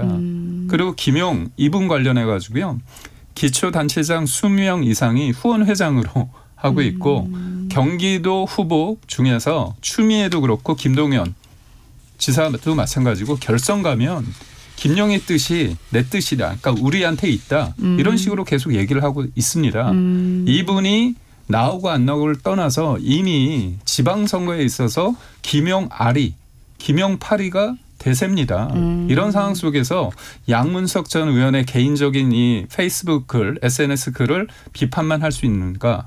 전 전반적으로 민주당 정서에 이게 깔려 있기 때문에 네네. 국민의 시선을 넘는 돈 없는 행위가 벌어지고 있다. 근데 저는 요 귀납법적으로 제가 짧게만 좀 말씀을 좀 드리면 사실 이게 정상적인 검찰이었다라면 저도 당연히 출마가 부적절하다고 얘기를 했을 텐데 특수성은 제가 말씀을 드려야 될 것 같은 게 이재명 대통령과 같이 정치를 해오신 분들이고 또 거기에 대해서 지금 윤석열 검찰 시대 때 했던 행위를 보면 이재명 대통령 뭐 공직선거법에 대해서는 조희대 사법부까지도 우리가 문제 제기를 충분히 했고 또 거기다가 위증교사 사건도 다 무죄가 1심에서 다 났고 거기에 대해서 또 대장동 백현동 같은 경우는 이제 다른 사건 연계 사건에서도 거기 녹취록 보면은 위례 신도시 우 어르신으로 지금 그 조작 된 녹취록도 나와 있고 여러 사건들의 지금 조작에 관한 내용들이 너무나도 많이 나와 있기 때문에 저도 지금 단정적으로 얘기할 수는 없습니다만은 반대로 우리 김기영 대변인님 말씀대로 아예 조작 가능성이 없다라고 닫아놓는 것도 저는 문제라고 생각해요. 그러니까 이 부분에 대해서는 서로 논란이 있으니까 여기서 진위 여부를 논의할 필요는 없고 전 그 부분에 대한 특수성은 강조하고 전 국민적 판단도 필요해 보인다. 알겠습니다. 입장만 드리겠습니다. 지금 국민의힘 충북지사 얘기 아까 잠깐 했는데 지금 윤희근 전 경찰청장이 어제 사퇴 의사를 밝혔잖아요. 그러면 아까 김준일 평론가께서 얘기하셨지만 이제 김수민 전 의원 그리고 윤갑근 변호사 2명만 남게 됐거든요. 이거 그럼 충북지사는 어떻게 흘러가는 겁니까? 이 김영한 물론 지금 지사가 컷오프 가처분 결과가 아직 안 나왔으니까 또 봐야 되겠지만요. 예. 그러니까 그냥 멋지다. 뭐가 멋진 거죠? 한쪽은 윤호계인 그 윤석열 변호인, 한쪽은 당권파에서 밀약설이 제기돼서 지금 밀고 있는 후보 두 사람이 이제 붙는 거잖아요. 건곤일척의 승부구나 뭐 그런 생각이 들어요. 그러니까 국민들이 어떻게 보겠습니까 이거를? 그러니까 김수민 의원이 저는 훌륭하신 분이라고 생각을 해요. 근데 이 지금의 진행된 과정들을 보면은 조기령 충주시장부터 해가지고 이거는 다 내정설이 있어가지고 다 안 하겠다라는 거잖아요. 이유가 있는 거예요. 그러니까 윤희근 전 경찰청장도 마찬가지고 이런 식으로 밀어붙이는 게 맞느냐. 그래서 모르겠습니다. 이거는 이게 국민들한테 그러니까 충북 지역 국민들한테 심판받을 수도 있겠다. 원래 좀 보수가 약간 유리한 지역인데 지금 어떻게 될지 모르겠다 그 생각이 들어요. 저는 그 시그널을 잘못 이해하신 분들이 있는데요. 이른바 김수민 전 의원이 등록을 한 게 밀어주는 게 아닙니다. 그 당내에 여러 가지 의견이 있습니다. 그러니까 당권파, 이른바 당권파가 밀어준다. 그거는 제가 볼 때 해석이 좀 과하고요. 이거 경선입니다. 경선은 당권이 어떻게 할 수 있는 게 아닙니다. 지금 이미 다 세팅이 돼 있어요. 국민 여론조사 50과 당원 50으로 이미 돼 있는 겁니다. 그런데 저는 참 안타까운 게 조기령 충주시장께서 이분이 김수민 전 의원을 당권파에서 밀어준다고 잘못 생각하신 것 같아요. 근데 그런 어떤 징후가 없습니다. 왜냐하면 김영환 현 지사가 컷오프 됐기 때문에 더 사람을 더 해가지고 추가로 받았을 뿐인데 그거에 대해서 과한 해석을 통해서 누군가 내정이 됐다? 근데 문제는 뭐냐면 컷오프를 시키는 게 아니잖아요. 경선을 하는데 그게 어떤 의미입니까? 그렇기 때문에 그렇게 좀 어떤 음모론적 시각으로 몰고 가는 거는 좀 과하다고 보고 있고요. 무엇보다도 충북은 민주당 관련해서 노영민 전 의원이 나올 가능성이 있다고 한다면 더더욱 저희 입장에서는 해볼 만하지 않을까. 그래서 저는 충북 굉장히 저는 나쁘지 않다 봅니다. 근데 국민의힘이 정말 어려운 지방선거를 치를 것 같아요. 그러니까 지금 광역단체장 이 경선 관리가 지금 아예 안 되는. 그러니까 컷오프부터 지금 다 문제다 보니까 남은 후보들로 경선을 한다 한들 그 선출된 후보가 어떤 정당성을 갖거나 어떤 그 힘을 얻기가 매우 어렵다라는 생각이 들고 이렇게 되면 기초단체장 선거나 또 내지는 광역의원 또 비례 투표 이런 데 다 영향을 주거든요. 그러니까 저는 상당한 지금 무리수를 너무 거듭해서 지금 보이고 있는 거 아닌가. 굉장히 지금 참 국민의힘은 어렵겠다라는 생각이 또 듭니다. 네. 아까 저희 잠깐 얘기를 해야 되는 그 주제 중에 하나가 유시민 작가 ABC론이요. 예, 저희가 지난주 우리 정치화의 이후에 이제 이 발언이 계속 이렇게 꼬리에 꼬리를 물고 파장을 일고 있는데 최근엔 또 송영길 전 대표에 대해서 이재명 대표와 민주당에 해가 될 가능성이 있다 이렇게 비판했어요. 그 유시민 작가의 첫 발언 이후에 여러 가지 유시민 작가를 비판하는 발언이 나오는데도 불구하고 유시민 작가가 계속 제가 보기엔 고하고 있거든요. 왜 그런 걸까요? 원래 그런 분이니까. 예. 원래 그렇다. 예, 유시민이 한 번도 물러선 적이 있나요? 유시민 작가 물론 이제 사과도 하고 그래서 뭐 예전에 이제 김문수 후보 설란영 여사 뭐 이렇게 비하 발언 뭐 고향 네, 고졸 네. 출신인데 뭐 고향된 것 같다 뭐 이런 얘기했다가 뭐 여성 단체들이 반발해서 사과를 했는데. 그러니까 좀 적당히 하셨으면 좋겠다. 그 생각이 들어요. 본인은 이제 나는 아무런 권력도 없고 나는 그냥 내 개인이고 그런데 그냥 대한민국의 공직이 아니고 그냥 개인 민간인으로서 이런 발언해가지고 이 정도 파장을 일으킬 수 있는 사람이 유시민 빼고 누가 있나요? 김준일이가 어디 나와서 민주당은 ABC가 있다라고 하면은 누가 반응이나 할까요? 유시민의 이 파워는 어마무시해요. 본인은 그거를 마치 나는 그냥 일개 개인인 것처럼 얘기를 하면 안 됩니다. 큰 힘에는 큰 책임이 따른다고 스파이더맨에 나오잖아요. 예, 벤 삼촌이 얘기했잖아요. 네. 본인의 좀 책임감을 좀 가져라 제발. 계속 이렇게 전쟁하고 누구 저격하고 또 나와가지고 수습하는 척하면서 또 저격하고 이러면은 이거 내분이 이게 잦아지겠습니까? 어제 한국일보 논설위원이 쓴 칼럼이 너무 재밌었어요. 내분당과 내란당 중에 누가 더 위험한가? 오만하다 진짜. 지금 나라는 지금 이 석유 때문에 지금 이 난리가 나고 지금 이러고 있는데 여당은 지금 다들 자기들끼리 싸우고 있고 좀 작작 좀 했으면 좋겠습니다. 진짜. 30초씩 네, 말씀을 저도 뭐 하시죠. 유시민 네. 전 장관이 그 친명파리 하는 사람들이 돌 던질 거다라는 이야기를 하셨는데 전 지금 본인의 행동이 친명파리로서 현재 돌을 던지고 있는 거 아니냐. 저 국민들의 가슴에 피멍이 들게 하고 있는 행동을 하고 계신다고 저는 보고요. 네. 무엇보다 낙인을 찍은 부분 그리고 천실 정치에 깊숙이 개입하는 부분은 아마 두고두고 이 부분은 계속 문제가 되지 않을까 우려스럽습니다. 결국 김어준 씨 거기에서 이제 보면 그 공소 취소와 검찰 수사권의 어떤 거래설 네. 그 이후에 유시민 작가가 또 이전에 공소 취소하는 100여 명의 민주당 의원들에게 미친 짓이라고 표현하지 않았습니까? 그런 일련의 상황이다. 그래서 저는 당권을 놓고 치열한 어떤 싸움의 전초전 아닌가 싶습니다. 네. 오늘 정치화에 여기서 마무리하겠습니다. 세 분 고맙습니다. 네, 감사합니다. 이어서 날씨 정보 듣고 사건 와이로 이어가겠습니다.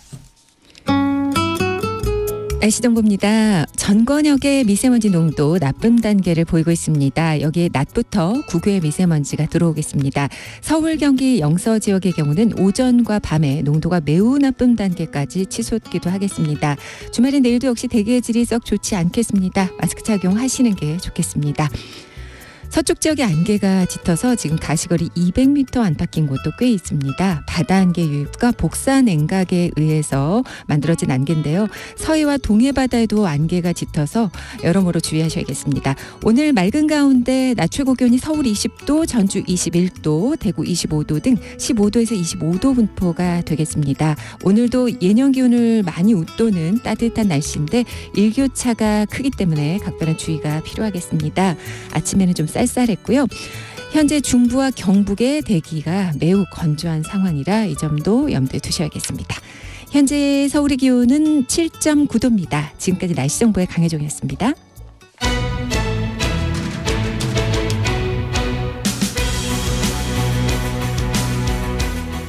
네, 사건 와이 오늘부터 이문지 변호사와 함께 여러 가지 사건 배경에 얽힌 이야기들, 법적인 문제들 짚어보겠습니다. 변호사님 어서 오십시오. 네, 안녕하십니까. 네. 자, 지금 그 대전에서 벌어진 이 화재 사건 사실 14명이 사망하고 74명이 다칠 정도로 인명피해가 크게 발생한 이유가 뭔가 다들 의아해하고 있는데요. 일단은 먼저 이번 화재 어떻게 발생했는지부터 간략하게 좀 정리를 부탁드립니다. 네, 끔찍한 사고였죠. 이 사고는 공장 1층 가공 라인 천장에서 시작된 것으로 보이는데요. 화재 발생 시간이 점심시간 직후라서 이게 초기 대응이 좀 어려웠던 점도 있지만 이번 화재가 특히 대참사로 이어졌던 것은 공장 내부에 보관 중이던 나트륨 200kg 때문이었습니다. 네.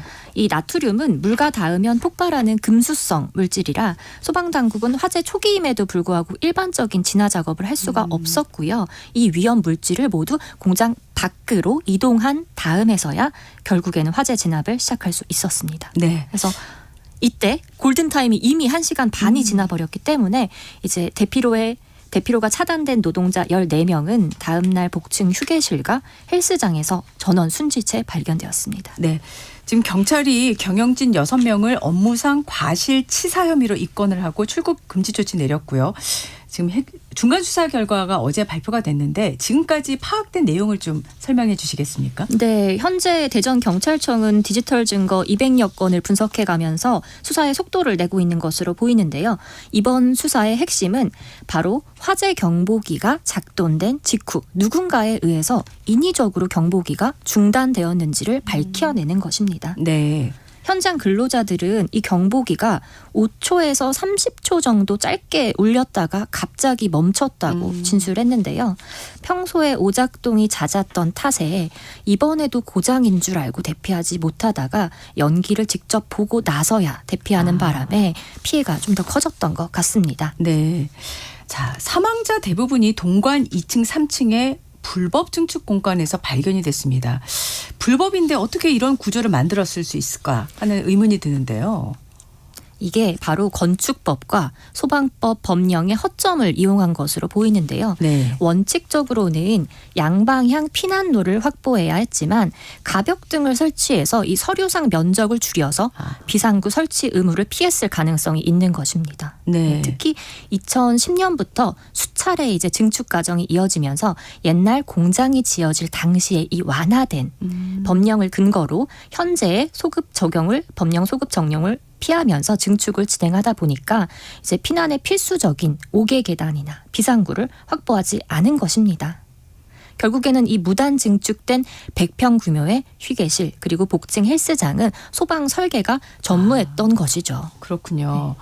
자, 여러 해 동안 또 이 회사는 소방 시설이 문제가 있다, 불량 상태라는 지적을 받았는데 정기 점검을 있는데도 불구하고 왜 이런 문제가 개선되지 않고 반복됐을 건가요? 이게 바로 현행 점검 제도 자체가 문제가 있는 것인데요. 네. 지금 현재는 건물주가 직접 민간 업체에 이 점검을 맡기는 시스템입니다. 그렇군요. 그렇다 보면 사실상 갑을 관계가 형성될 수밖에 없습니다. 네. 그래서 업체의 입장에서는 다음 계약을 따내기 위해서 경영진의 눈치를 보면서 사실상 결함을 어느 정도는 묵인하거나 또는 이 문서를 좀 양호하게 작성해주는 관행이 존재할 수밖에 없는 것인데요. 네. 이 실제로 해당 공장이 매년 스프링쿨러와 감지기 불량을 반복해서 지적받았음에도 불구하고 적절한 조치를 취하지 않았다고 합니다. 네. 또 로그 기록도 남지 않는 낡은 수신기를 고집해 가면서 상습적인 오작동도 방치했던 것으로 보입니다. 만약에 경영진이 이러한 결함을 보고도 묵인했다면 또는 적절한 조치를 취하지 않았다면 네. 이건 바로 중대재해처벌법 즉 중처법상의 경영자 책임자의 안전 확보 의무 위반에 해당할 수 있습니다. 네. 그 앞선 다른 사례들을 보면 경영진이 우리가 시설 개선을 준비하고 있었다 이렇게 얘기를 하거나 또는 사고가 날 줄 몰랐다 이렇게 얘기하면 좀 처벌이 약해지거나 피할 수 있다라는 인식을 갖고 있는 경우가 드러나기도 하는데 어떻습니까? 네, 바로 이게 현장에서 가장 많이 나오는 전형적인 항변입니다. 그래서 하지만 법에서는 또 이 경영 책임자가 실질적인 조치를 다했는지를 아주 엄격하게 판단하기 때문에 단순히 이제 현장에서 준비 중이었다 또는 사고가 날 줄 몰랐다라고 항변하는 것이 받아들여질 수는 없고요. 또 특히 이번 건은 산업안전보건위원회를 통해서 노조와 직원들이 수차례 개선을 요구했음에도 불구하고 반려했던 기록이 있기 때문에 네, 이 부분은 중대재해처벌법 시행령상의 이제 예산 집행이나 조치를 지연시킨 행위를 좀 핵심 쟁점으로 볼 것 같습니다. 네, 자 우리 산업안전관리 체계에 어떤 보완이 필요하다고 보십니까? 네, 일단은 현재 좀 이제 민간 자율에 맡겨진 소방 점검 제도를 어느 정도는 공공 관리 영역으로 전환할 필요성이 있어 보입니다. 그리고 앞서 언급했던 바와 같이 화재 수신기를 임의로 조작하는 행위는 이거는 정말로 인명사고와 직접적으로 연결되는 만큼 단순히 현재 지금 현행대로 과태료보다는 강력한 형사처벌이 필요할 것으로 보입니다. 네, 자 다음 주제로 넘어가 보겠습니다. 가족을 흔히 저희는 천륜이다 이런 말로 표현을 하는데 최근 들어서 이제 가정폭력 그리고 또 타인에게는 말할 수 없는 그런 사유로 인해서 가족과 관계를 또 끊고 사는 경우도 있습니다. 그런데 현재 현행법이 가족이란 이유만으로 내가 어디에 살고 있는지를 알 수 있는 주민등록 초본을 열람할 권한을 부여하고 있는데 이번엔 주민등록 주민등록표 열람과 등초본 교부 제한 신청 제도의 실태 그리고 법적인 한계를 논의해 보겠습니다. 자, 변호사님. 저희가 뭐 주민센터 가서 많이 발급은 받지만 잘 구별을 못합니다. 등본과 초본 어떻게 다른 건가요? 네, 주민센터에서 쉽게 받으실 수 있는 이 주민등록표 등초본은 개인의 거주지와 세대 구성 정보를 국가가 공증하는 문서입니다. 그러니까 쉽게 말해서 내가 어디에서 누구와 살고 있는지를 증명하는 서류라고 볼 수 있겠고요. 네. 등본이 먼저 이제 세대 단위의 정보를 담는다라고 하면은 초본은 개인의 구체적인 이사 이력까지도 보여주죠. 네, 그래서 과거에 어디에 머물렀고 현재 어디에서 거주하고 있는지 그 동선이 고스란히 기록됩니다. 이게 일상적인 서류라서 사실은 다들 좀 쉽게 생각하실 수가 있는데 네. 누군가에겐 생존과 직결될 수 있는 문제인 게 주민등록법상 직계 존비속, 즉 부모나 자녀라면 본인의 동의 없이도 이 기록을 열람할 수 있습니다. 네. 참 가족이니까 주소쯤은 알고 있어야 한다는 생각이 좀 보편적으로 있다 보니까 이 법에서 이제 허용하는 지금 직계 존비속, 부모, 자녀가 본인 동의 없이 이 기록을 열람할 수 있는 권한을 부여하지 않았을까 하는 생각이 드는데 그런데 우리 법이 일단 구체적으로 현재 어떻게 규정을 하고 있는지 좀 설명을 해 주시겠습니까? 네. 우리 현행 법률은 이 부분을 상당히 포괄적으로 허용하고 있습니다. 먼저 주민등록법 제29조 2항을 좀 정확히 짚어볼 필요가 있는데요. 우리가 흔히들 말하는 등본과 초본은 성격이 완전히 다릅니다. 먼저 등본은 본인이나 같은 세대에 속하는 세대원만 발급받을 수 있고요.